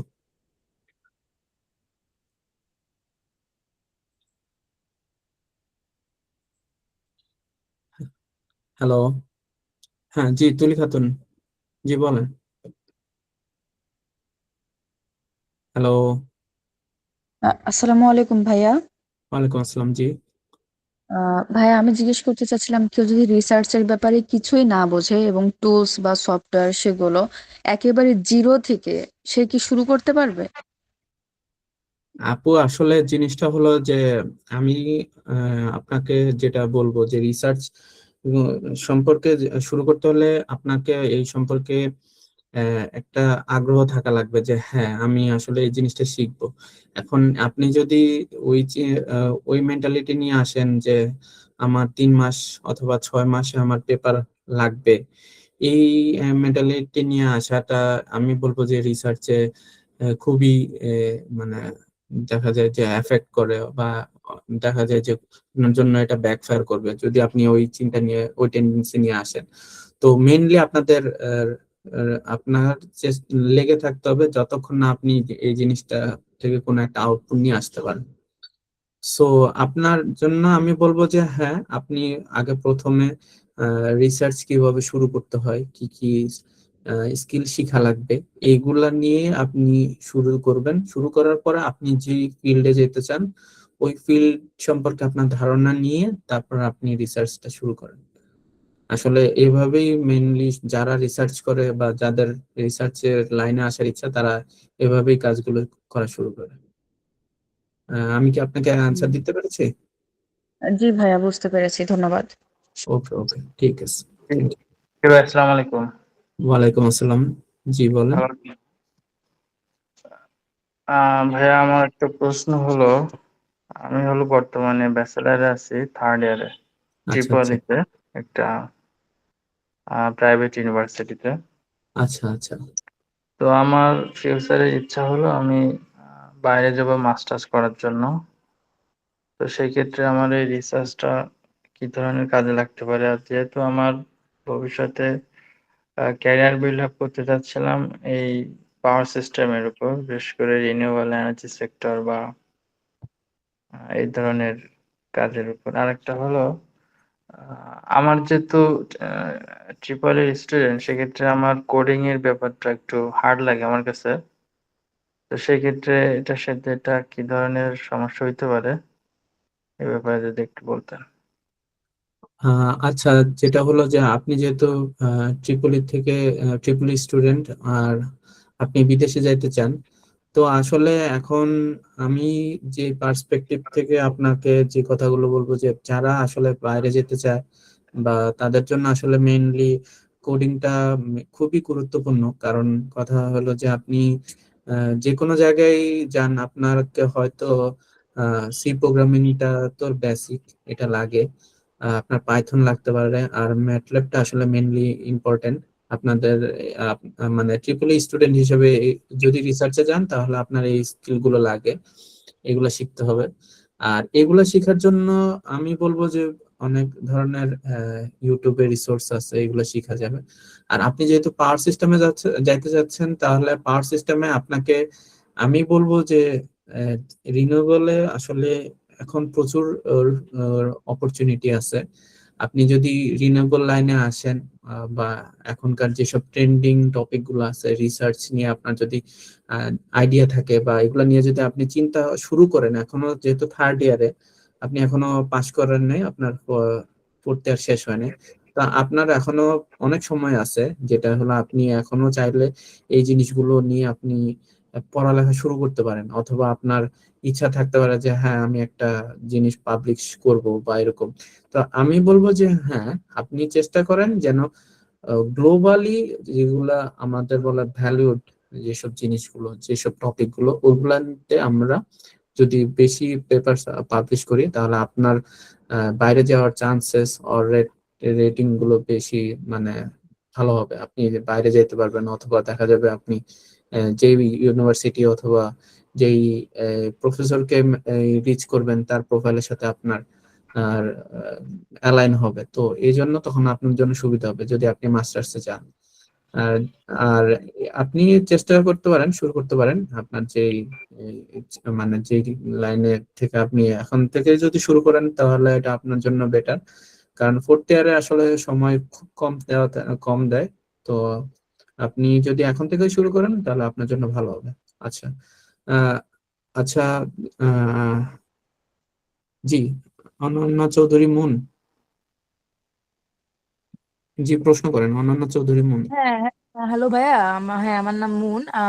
আচ্ছা ভাইয়া, আমি আসলে দুইটা কোশ্চেন বললাম আপনাকে। একটা হলো ভাইয়া যে আপনি তো বুয়েটের ট্রিপলিতে এমএসসি করছেন, কোন সুপারভাইজার এর আন্ডারে করছেন এটা একটু জানতে চাচ্ছিলাম, কজ আমি নিজেও আসলে বুয়েট ট্রিপলির স্টুডেন্ট, বাট আমি আন্ডার গ্রেডে। তো আচ্ছা আচ্ছা দেখ, এই জন্য আর কি, আচ্ছা মানে আমি এটা একটা কোশ্চেন ছিল, এটা একটু জানতে চাচ্ছিলাম। আচ্ছা তা আর কোনো কোশ্চেন? হ্যাঁ, আর একটা কোশ্চেন ছিল, সেটা হলো যে ভাইয়া রিসার্চ গ্যাপ, তো আসলে এটা আপনি ঠিকই বলছেন যে রিসার্চ গ্যাপ আসলে যদি বের করা যায় তো খুব ইজিলি আসলে মানে গ্লোবালি যেটা রিসার্চ গ্যাপ বের করা গেলে সেটা হলো ইজিলি বাইরে ফান্ডিং পাওয়া যায় বা সামথিং। কিন্তু আমার হলো কোশ্চেন ছিল যে ভাই রিসার্চ গ্যাপ বের করার জন্য আপনি আসলে কি মানে কোন পন্থাটা ইউজ করেন? রিসার্চ গ্যাপ বের করাটা তো খুব ইজি না। এটা আসলে এটাতে আমি স্ট্রাগল করছি রিসেন্টলি, মানে রিসার্চ গ্যাপটা আসলে অনেক পেপারই পড়তেছি, বাট রিসার্চ গ্যাপটা আসলে ফাইন্ড আউট করতে পারতেছি না। এটার জন্য আসলে প্যারা খাইতেছি, এই জন্য আর কি এই দুইটা আচ্ছা কোশ্চেন ছিল। আহ, আমি আসলে আপনাকে কি বলবো, আহ, আপু বলি। তো আপু, হ্যাঁ ভাই। আপনি যদি আমাকে পার্সোনালি মেসেজটা করেন, আপনার সাথে আমি আসলে এই মানে কোন স্যারের আন্ডারে সুপারভাইজার এইটা আসলে অনলাইন প্ল্যাটফর্মে বলতে চাচ্ছি না। আপনি যদি আমার সাথে পার্সোনালি আপনি আমাকে মেসেজ দেন, অথবা আপনি রিসার্চ বাডি অ্যাপে মেসেজ দেন, আপনার সাথে আমি ওই তখন ওইভাবে কথাগুলো বলি। আর আপনার যে অ্যান্সারটা, যেটা রিসার্চ গ্যাপটা আসলে বের করার জন্য আপনাকে আসলে আমি বলবো যে মেইনলি রিসেন্ট যে পেপার গুলো বের হয়, যেগুলা সাইজ স্পেসে আমরা মেইনলি এটাতে দেখি।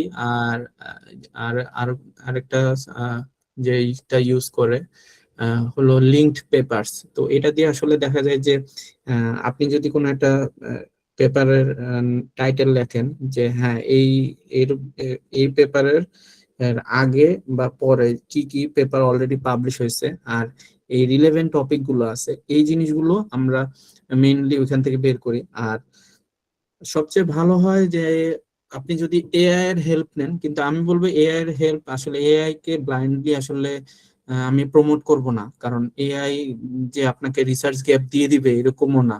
কারণ দেখা গেছে অনেক সময় জিনিসটা আপনি যেভাবে চিন্তা করতেছেন, কিন্তু আপনি আইডিয়া বা জেনারেশন অথবা ফর্মুলেশনের জন্য এই জিনিসগুলো, এই টুলস গুলো বেশি ইউজ করতে পারেন।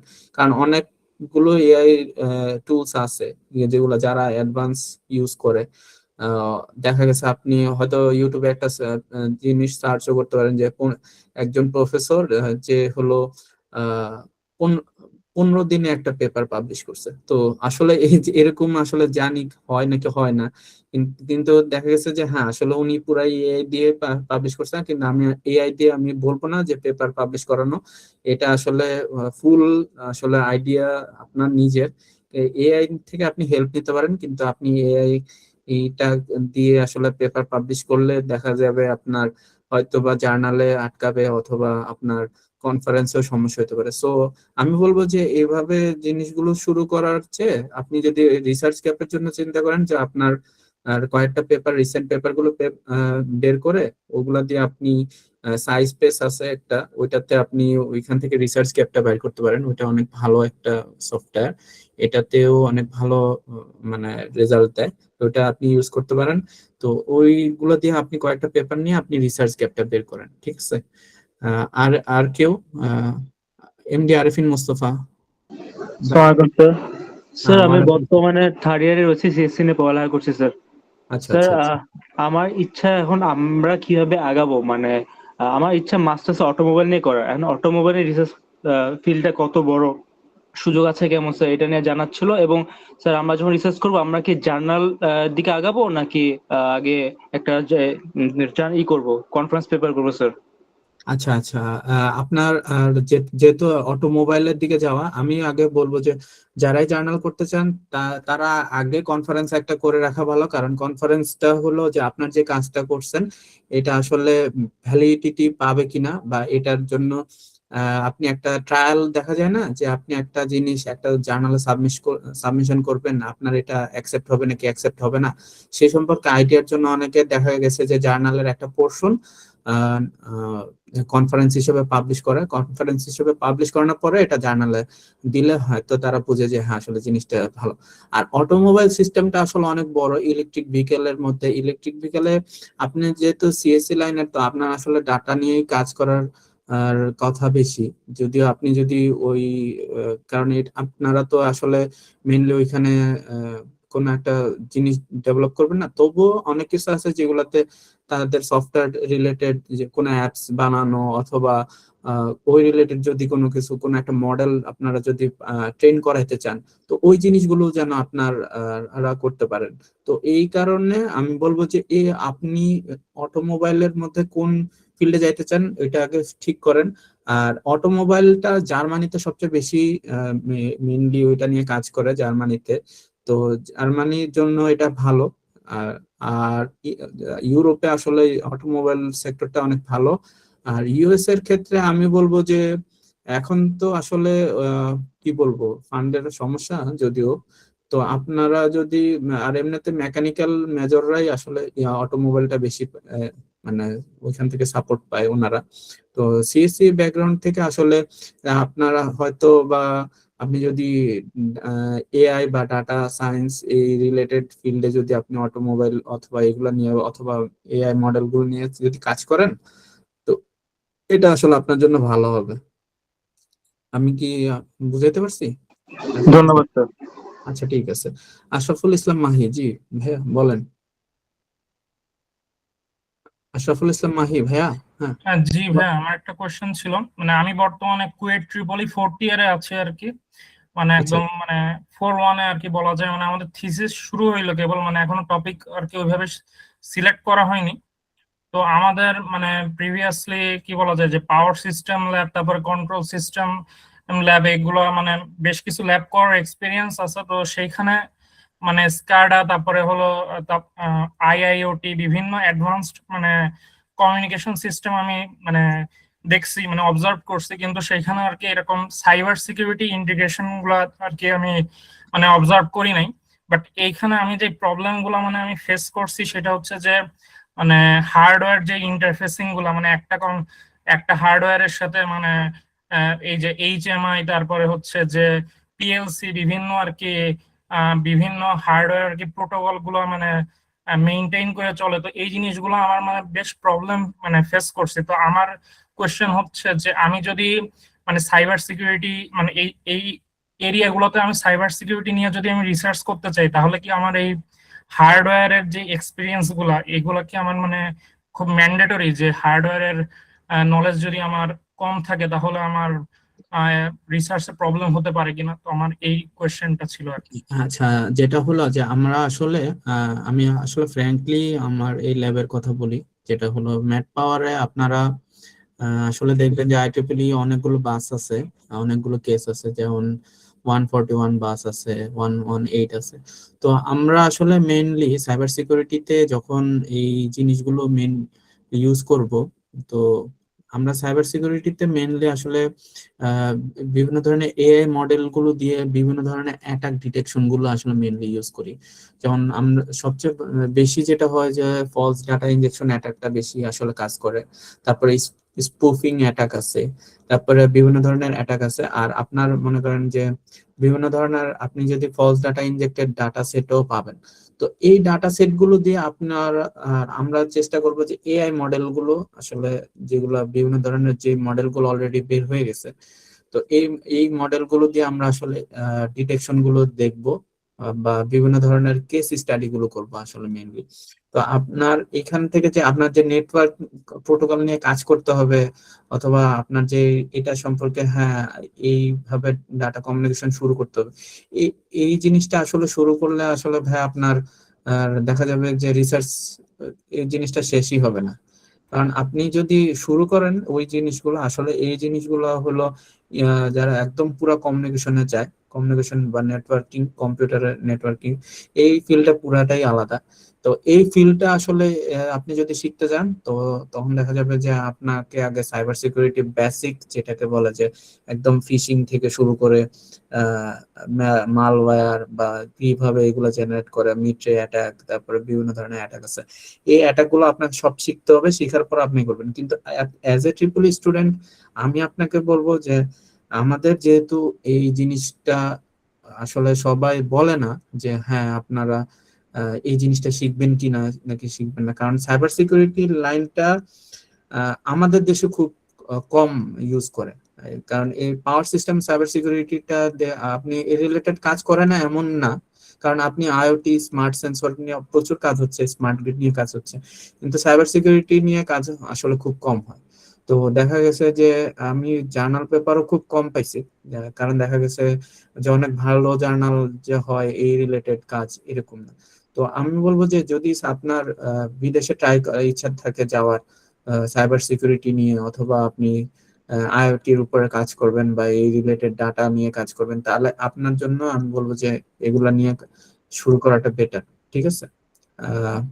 জি, হ্যালো। বুঝতে পারছি। মানে আমাদের ওই মানে আমি যে টাইপের কমিউনিকেশন দেখছি, যে প্রফিনেট মোডবাস যেরকম কমিউনিকেশন বলে, হ্যাঁ, মানে আইসি ওইগুলো, মোডবাস।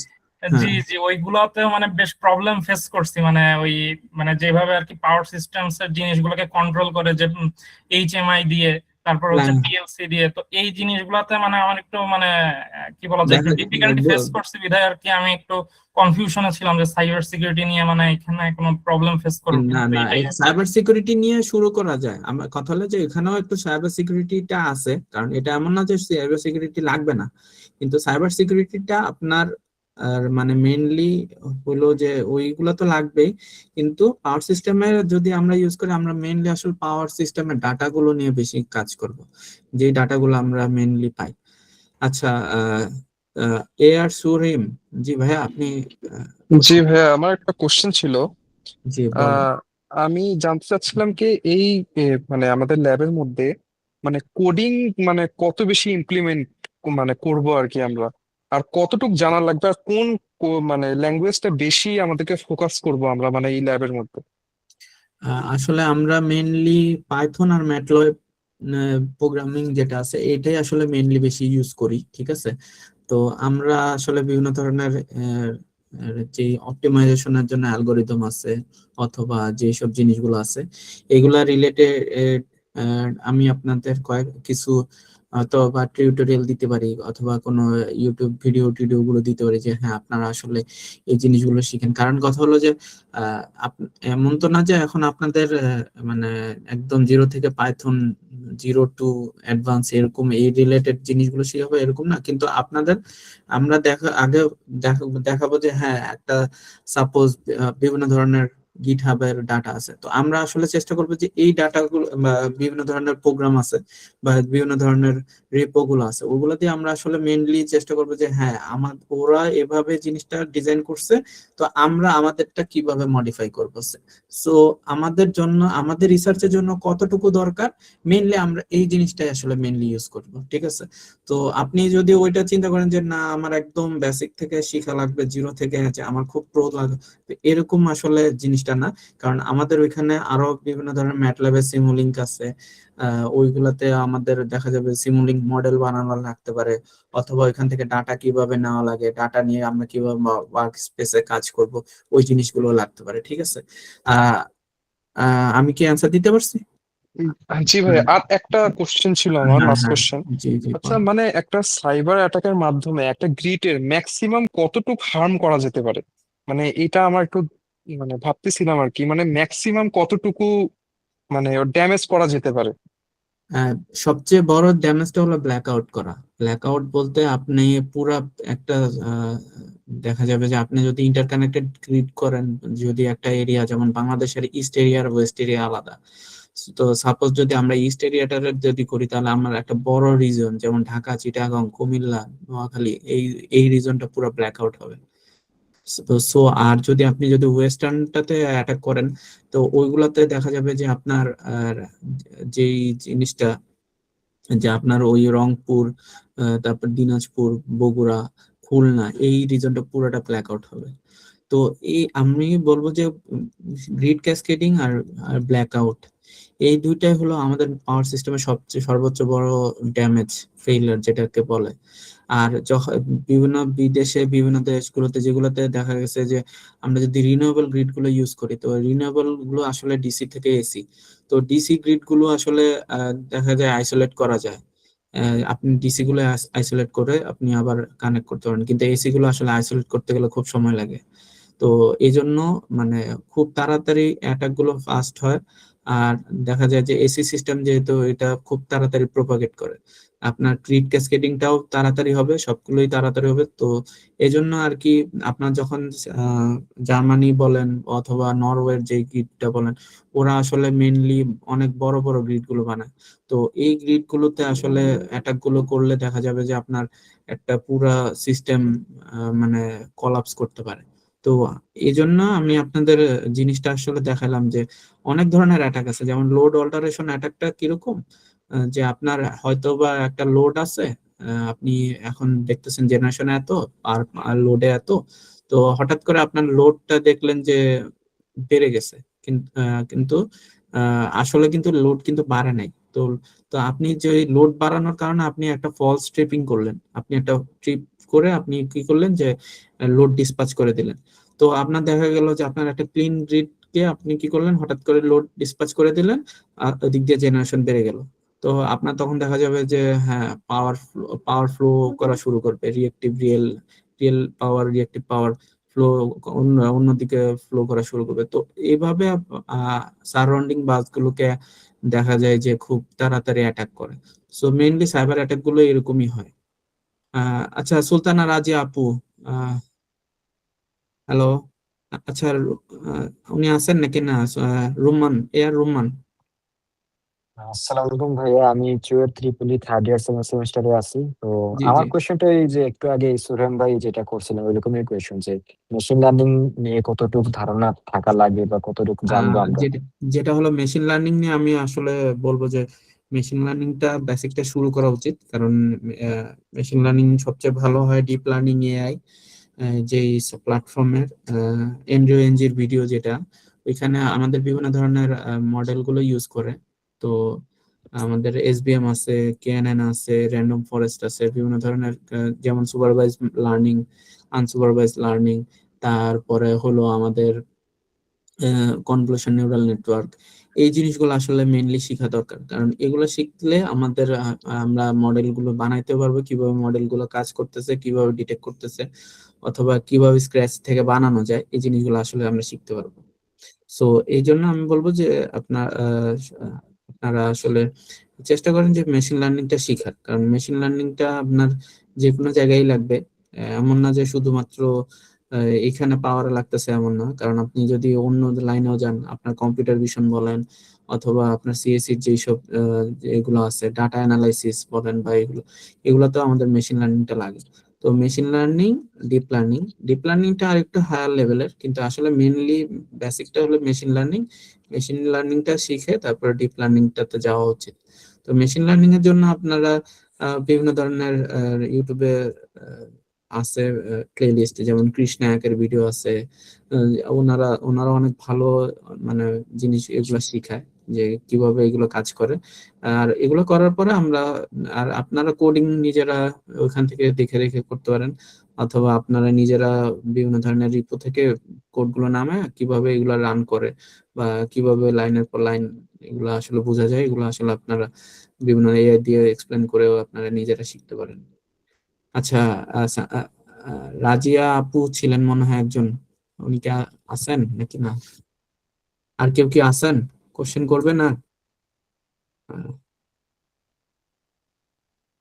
আর আশরাফুল ইসলাম মাহি, ভাইয়া আপনি একটু আমার সাথে নক আমাকে একটু পার্সোনালি নক দিন। আপনার যে এই কাজটা আপনি করতে চাচ্ছেন, আমি বুঝতে পারছি আপনার যে জিনিসটা, আপনি আমাকে নক দিন যদি জি থাকেন আর ভাই, কি। অবশ্যই। আর এমনিতে আর কেউ আছেন কোশ্চেন করবেন আর কি? আজকের স্লাইড নিয়ে কোনো কোশ্চেন আছে, বা কেউ এই জিনিসটা বুঝতে পারেন নাই অথবা জিনিসটা খুব কঠিন লাগছে, এরকম কিছু?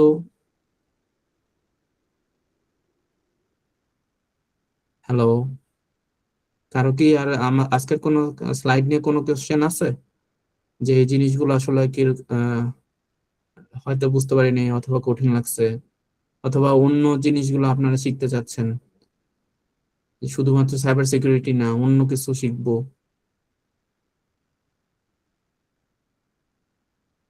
হ্যালো। স্যার টপিক নিয়ে একটু ঝামেলা পাচ্ছি, যে কি টপিক সিলেক্ট করলে ভালো হবে। কারণ ডিমান্ডেবল কিছু সাবজেক্ট থাকে, ওগুলা সিলেক্ট করবো নাকি আমার ইন্টারেস্টের উপর সিলেক্ট করবো? এখন কথা হলো যে আমি আসলে আপনাকে সবচেয়ে বলবো যে ডিমান্ডেবল সাবজেক্ট গুলো আসলে চুজ করা ভালো। কারণ কথা হলো আপনি যদি বাইরে যেতে চান তাহলে ডিমান্ডের সাবজেক্ট গুলো দেখা দরকার।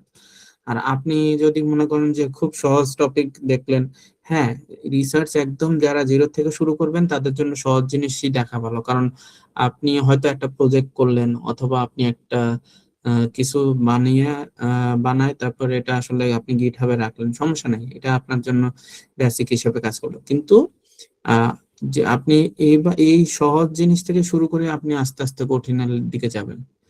কিন্তু আমি বলবো যে ইনিশিয়ালি যে একদম কঠিন একটা পেপার নিয়ে রিসার্চ শুরু করতে হবে, এই মেন্টালিটিটা মাথায় রাখবেন না।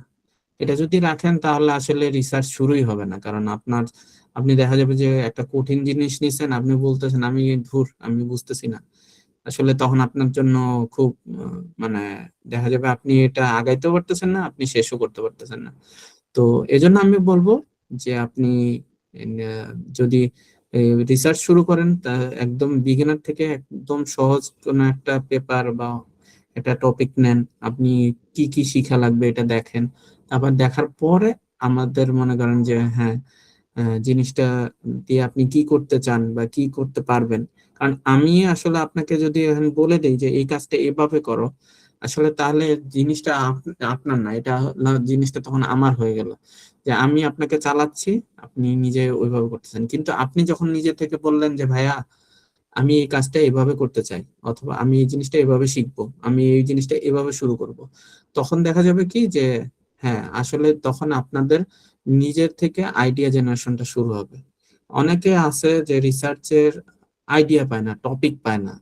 তো এই টপিক না পাওয়ার কারণে দেখা গেছে রিসার্চই শুরু করতে পারে না। কিন্তু আপনার যদি মনে করেন যে হ্যাঁ, যে এখন রিসেন্ট টপিক গুলো কি, আপনি এটা দিয়ে শুরু করলেন যে হ্যাঁ আপনার কাছে কি আছে। আমি আপনাকে একটা বেসিক জিনিসই বললাম, যে বলি যে আরফিন ভাইরে বললাম যে আপনি ধরেন আপনি সিএসসি লাইনার, আপনি কোডিং জানেন, আপনি একটা ডাটা সেট নিয়ে শুরু করেন যে আচ্ছা এই ডাটা সেটটাকে আপনি কি কি করতে পারেন, ডাটা ক্লিন করতে পারেন, ডাটা প্রসেসিং করতে পারেন এরকম। তারপর আপনি একটা মেশিন লার্নিং মডেল বানালেন, আপনি এটা একটা চালান যে এটা থেকে কিরকম অ্যাকুরেসি আসে। আপনি এটা ফার্স্ট হিসাবে দেখলেন, এটা যে একদম পাবলিশেবল হইতে হবে এমন তো না কথাটা। তা আপনার এভাবে শুরু করলেন, শুরু করার পরে আপনি কি করলেন যে আপনার যে জিনিসটা আপনি পরবর্তীতে আর একটা কাজ করলেন যে আচ্ছা এই মডেলটার পরে এখন লেটেস্ট কোন মডেলটা আছে ওই মডেলটা দেখি, তখন আপনি ওই মডেলটায় গেলেন। মানে এইভাবে জিনিসটা আপনি শুরু করলেন, মানে জিনিসটা আমি আপনাকে বললাম। অথবা আপনি মনে করেন যে অটোমোবাইল হিসেবে আরেকটা জিনিস দেখবো, আচ্ছা একটা অ্যাপস শুরু করি, একটা অ্যাপস কিভাবে বানাতে হয়। তো এই অ্যাপসটা দেখার জন্য আপনি কি করলেন যে হ্যাঁ আচ্ছা আগে অ্যাপসটা দেখি, অ্যাপসটা দেখার পরে এরকম তো অ্যাপসটা কিভাবে কাজ করে, অ্যাপসের ফিচার গুলো কিরকম, আপনি কোনগুলো পারেন, আপনি ওইখান থেকে আপনি কি কি ফিচার অ্যাড করতে পারেন, এই জিনিসগুলো আপনি নিজে থেকে দেখলেন। বা ফিচার ইঞ্জিনিয়ারিং আছে, নতুন যে জিনিসটা অলরেডি ইউজ করে ওই জিনিসগুলো আপনি ইউজ করতে পারেন। সো মেইনলি এভাবে শুরু করা লাগে। টপিক আপনি র্যান্ডমলি শুরু করেন, কারণ এমন না যে আপনাকে একটা টপিক শুরু করছি মানে এটাতেই থাকতে হবে শিফট। কারণ কথা হলো আপনার কাছে কঠিন লাগতেই পারে জিনিসটা, হয়তোবা আপনি একটা জায়গায় আটকে গেছেন। তো এই জন্য আপনি যদি বসে থাকেন তাহলে আপনার পেপার পাবলিশ হবে না। আর স্যার অন্য একটা ব্যাপার আছে যে আমাদের ভার্সিটি স্যাররাও তো অ্যাডভাইস করে, তো এখানে ভার্সিটি স্যারের থেকে মানে আপনারা কিভাবে একটু বেটার ফিল দিচ্ছেন, কোন দিক দিয়ে এগিয়ে আছেন?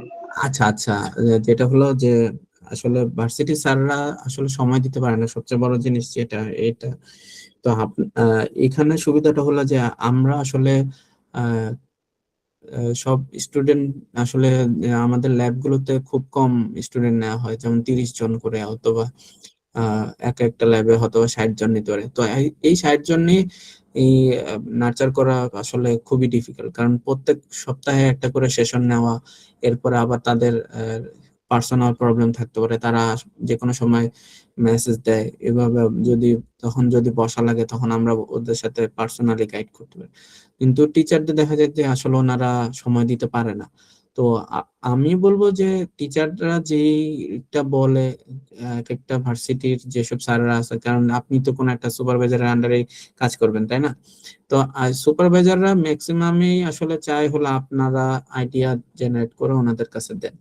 এখন কোন সুপারভাইজার যদি আপনাকে ওনার টপিকেই কাজ করে, তাহলে আমি বলবো যে হ্যাঁ, ওনার যেহেতু আপনি ওই ওই সুপারভাইজারের আন্ডারে বা ওই প্রফেসরের আন্ডারে, তাহলে আপনার ওই প্রফেসরের সাথেই কাজ করতে হবে। তো কিন্তু আপনার যদি এছাড়াও যদি মনে হয় যে না, আসলে আমি ওনার তো ফিল্ডে আছে ইন্টারেস্ট, আমি আলাদা নিজে থেকেও আরেকটা করব, তাহলে তখন আপনি আমাদের সাথে জয়েন থাকতে পারেন যে হ্যাঁ, আমি এই কাজটা শেষ হওয়া পর্যন্ত আমি থাকবো এখানে। তো আমি বলবো যে আপনারা এটা পুরোটাই ডিসিশন আপনার। আচ্ছা, নাজিয়া মুস্তাফিজ আপু, জি আপু বলেন। ভাইয়া আমার কোশ্চেন ছিল যে এই ল্যাবের কাজে কি কোনোভাবে এনার্জি হারভেস্টিংটা রিলেটেড থাকবে? এনার্জি হারভেস্টিংটা আসলে পুরোটাই আসলে মেইনলি এটা আসলে ডাটা অ্যানালাইসিস এর মধ্যে পড়ে। কারণ আর আপনি যদি রিয়েল টাইম ডাটা নিয়ে আসেন, সাপোজ আপনি ডাটা সেট নিলেন যে রিয়েল টাইম এনার্জি ডাটা নিয়ে কাজ করলেন, ঠিক আছে? তো দেখা গেছে যে আমরা যেটা দিয়ে আমরা আসলে লোড ফরকাস্টিংটা মেইনলি এনার্জি হারভেস্টিং এর সাথে থাকে, যেমন সোলার, উইন্ড, তারপরে এরকম। তো এই জিনিসগুলো তো থাকবে। আর আপনি যদি আমি যেহেতু আপনাদের এইমাত্র আগে দেখাইছিলাম স্লাইডে সোলার পিভি সিস্ট আছে, তো পিভি সিস্ট আর হোমার প্রো যদি আপনি ইউজ করেন, আপনি ওখান থেকে আপনি যদি মনে করেন যে আপনার একটা সোলার সিস্টেম আপনি ডিজাইন করলেন, তো সোলার সিস্টেম ডিজাইন করার পরে ওখান থেকে কি পরিমাণ এনার্জি হার্নেস হবে, তো ওই ডাটাগুলো নিয়েও আপনি কাজ করতে পারেন।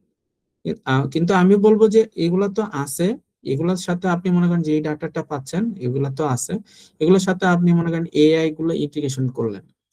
যেমন আমাদের দেখা যায় যে বিভিন্ন ধরনের যে পাওয়ার যেগুলো পাই, এই পাওয়ার গুলো দিয়েও আমরা বা অথবা রিয়েল টাইম ডাটা সেট গুলো দিয়েও আমরা বিভিন্ন ধরনের মডেল আছে, যেগুলো ডিপ লার্নিং মডেল যেটা বলা হয় ক্যাট বুস্ট, তারপরে অ্যাডা বুস্ট, তারপরে এক্সজি বুস্ট, এই মডেলগুলো ইউজ করে বা এলএসটিএম মডেলগুলো ইউজ করে আমরা দেখা গেছে যে আনসার্টেনিটি প্রেডিক্ট করতে পারি অথবা এইসব কাজগুলো করতে পারি।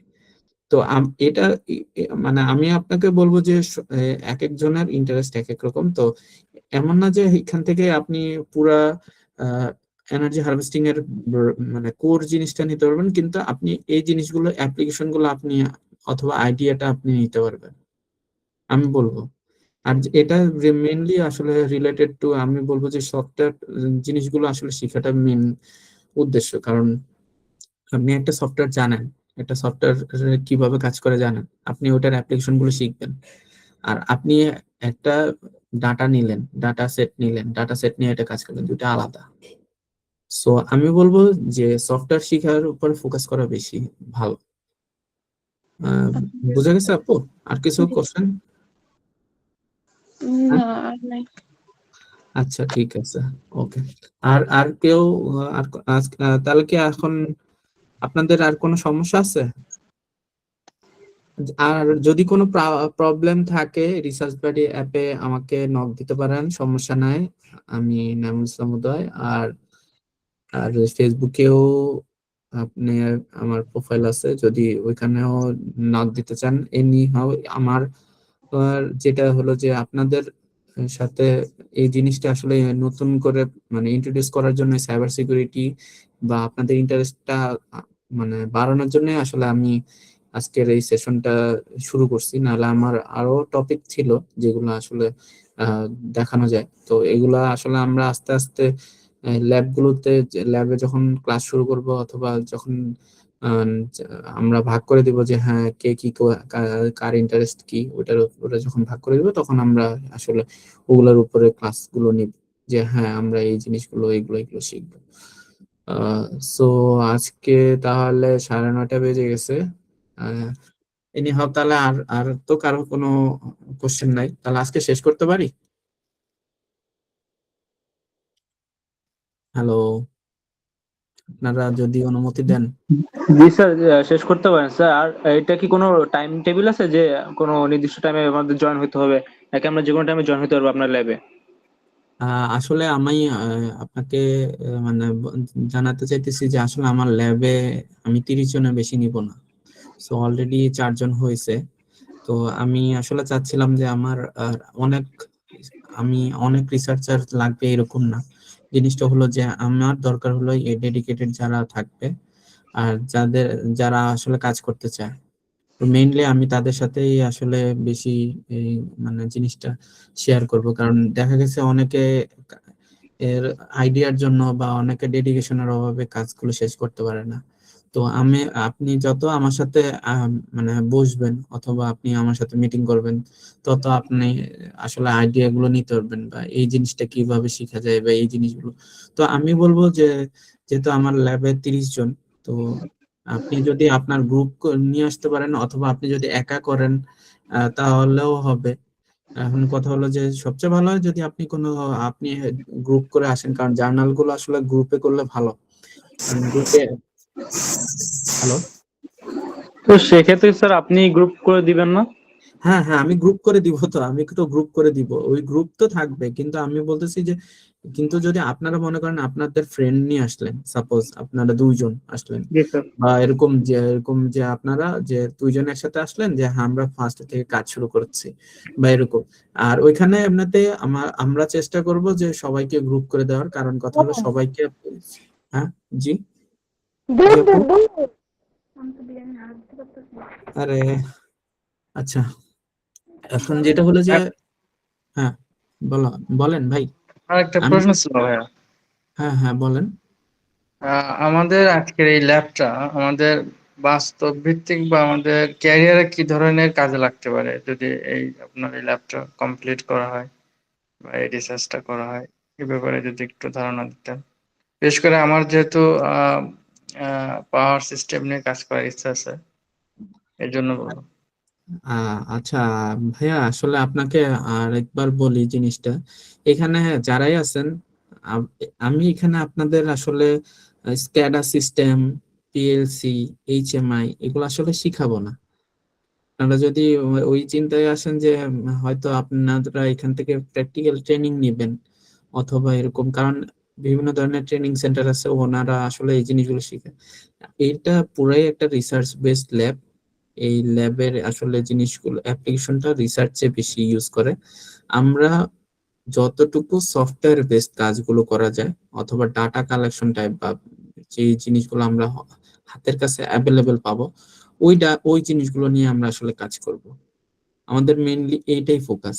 তো আমরা আসলে দেখা যায় যে আপনি যদি হার্ডওয়্যার প্রজেক্ট করতে চান, সাপোজ আপনি একটা আইওটি একটা এনার্জি হারভেস্টিং মনিটরিং সিস্টেম বানাইলেন, যে আপনার একটা সোলার পিভি সিস্টেম থেকে কি পরিমাণ এনার্জি হারভেস্ট হচ্ছে আপনি ওটা রেকর্ড করতেছেন আইওটি থেকে। এই আপনি ওই কাজটা আপনি নিজেই আপনার বাসায় করতে পারেন, হ্যাঁ ঠিক আছে। এখন সুপারভাইজারকে আপনি মনে করেন যে দেখাইতে পারেন যে হ্যাঁ আসলে আমার এইখানে এই প্রবলেমটা হচ্ছে, আপনি আমাকে এই জিনিসটা একটু সলভ করে দেন। কিন্তু আপনাকে মনে করেন যে কোনো একটা সুপারভাইজার বা যে আছে, উনি আপনাকে আসলে প্রথম থেকে আসলে জিনিসটা কিভাবে হাতে হাতে বানাইতে হয় এই জিনিসগুলো আসলে দেখাবে না। আপনি হয়তোবা আপনি ওই আইওটির জন্য কোর্স আছে, ওই জিনিসগুলো শিখতে পারেন। আপনাকে আমি হয়তো ওইগুলো সাজেস্ট করতে পারি, কিন্তু আপনার যে আইডিয়া এবং গাইডেন্স যেটা দরকার আপনি আমার কাছে ওইটা পাবেন, ঠিক আছে? আর এইগুলো আসলে আপনি আপনার যদি ফিউচার লাইফে অ্যাপ্লাই করতে চান, আমি বলবো যে সোলারের বিভিন্ন ধরনের ট্রেনিং আছে, আপনি সোলার গ্রিড গুলো আছে এগুলাতে আপনি ইউজ করতে পারেন। আর সবচেয়ে বেশি যে ইম্প্যাক্ট যেগুলো রিনিউয়েবল গুলো আমাদের দেশে বলা যায় যে এখন যে সিস্টেমটা চলতেছে, কারণ এখন তো মানে কি বলবো মেনলি সবগুলোই কম্বাইন্ড সাইকেল পাওয়ার প্ল্যান্ট আর এগুলাতে চলতেছে হাই ফুয়েল যে এইচএফও বেস পাওয়ার প্ল্যান্ট গুলো চলতেছে। তো কিন্তু এগুলা আসলে সামনে খুবই খারাপ অবস্থা হবে এগুলা। তো রিনিউয়েবলের দিকে আসলে যাওয়া লাগবে। তো রিনিউয়েবলে এখনো ওই রকম ভাবে সেক্টর গুলো হচ্ছে না, মানে এই দেখা গেছে সেলস ইঞ্জিনিয়ার হিসেবে নিচ্ছে অথবা অন্য গুলো নিচ্ছে। কিন্তু আপনি যদি বাইরে যান, সাপোজ আপনি যদি এই জিনিসগুলো শিখেন বা যেমন আপনি যদি আমার কাছে এখন ইট্যাপ শিখেন, আমি ইট্যাপের কাজ শিখলেন, আপনি পিভিসি শিখলেন, আপনি পিসকেট শিখলেন, আপনি এগুলো শিখে আপনি বিদেশে যান, আপনার এগুলার অ্যাপ্লিকেশন আছে, আপনি এগুলা যদি আপনি ভালো মতো আয়ত্ত করতে পারেন আপনার চাকরি হবে। আমি বলতেছি, কারণ কথা হলো যে আর ম্যাটল্যাব সিমুলিংক আর পিলেক্স এলটি স্পাইস এগুলো যদি আপনারা শিখেন তাহলে আপনারা রিসার্চে অনেক ভালো করতে পারবেন। আরো কিছু জিনিস আছে যেমন অল্টিয়াম, কিক্যাড, এগুলো যদি আপনারা শিখতে পারেন তাহলে আপনারা হার্ডওয়্যারের দিকে যেতে পারবেন, আইওটির দিকে যেতে পারবেন। আইওটি যেসব বেস্ট প্রজেক্ট গুলো আছে এগুলো যদি করেন তাহলে আপনারা আইওটি ইঞ্জিনিয়ার হিসেবে কাজ করতে পারবেন। সো আপনার ফিল্ড অফ ইন্টারেস্ট আসলে বুঝতে হবে যে আপনি আসলে কোন দিকে যাবেন। সো আপনি এই জিনিসগুলো আগে আপনি চেষ্টা করেন যে, যেহেতু শুরু থেকে তো আসলে কেউ বলে দেয় না, তা আপনি জিরো থেকে শুরু করতেছেন, যেহেতু আপনি খালি বলে দেখেন, আপনি শুরু করেন যে হ্যাঁ আচ্ছা আমি একটা এই সফটওয়্যারটা শিখবো। সাপোজ ধরেন যে আপনি এই সফটওয়্যারটা শিখবো, ইট্যাপ শিখলাম, তো এই সফটওয়্যারটা শিখার পরে আপনি এই সফটওয়্যার দিয়ে কি কাজ করা যায় আপনি ওইটা দেখলেন, ঠিক আছে? মানে আমি বলবো যে এই জিনিসগুলো আসলে এভাবে শুরু করতে হয়। আপনি যত বেশি সফটওয়্যার স্কিল থাকবে, আপনি কাজ জানবেন, তত আপনি দেখবেন যে আপনার জন্য অপরচুনিটি বেশি ভবিষ্যতে। সো আমি কি আপনাকে ক্লিয়ার করতে পারছি? জি জি ভাই, থ্যাংক ইউ ভাই। আচ্ছা ঠিক আছে, ওকে। আচ্ছা, আর কোনো কিছু আছে যে নাকি আজকের মতো শেষ করে দিব?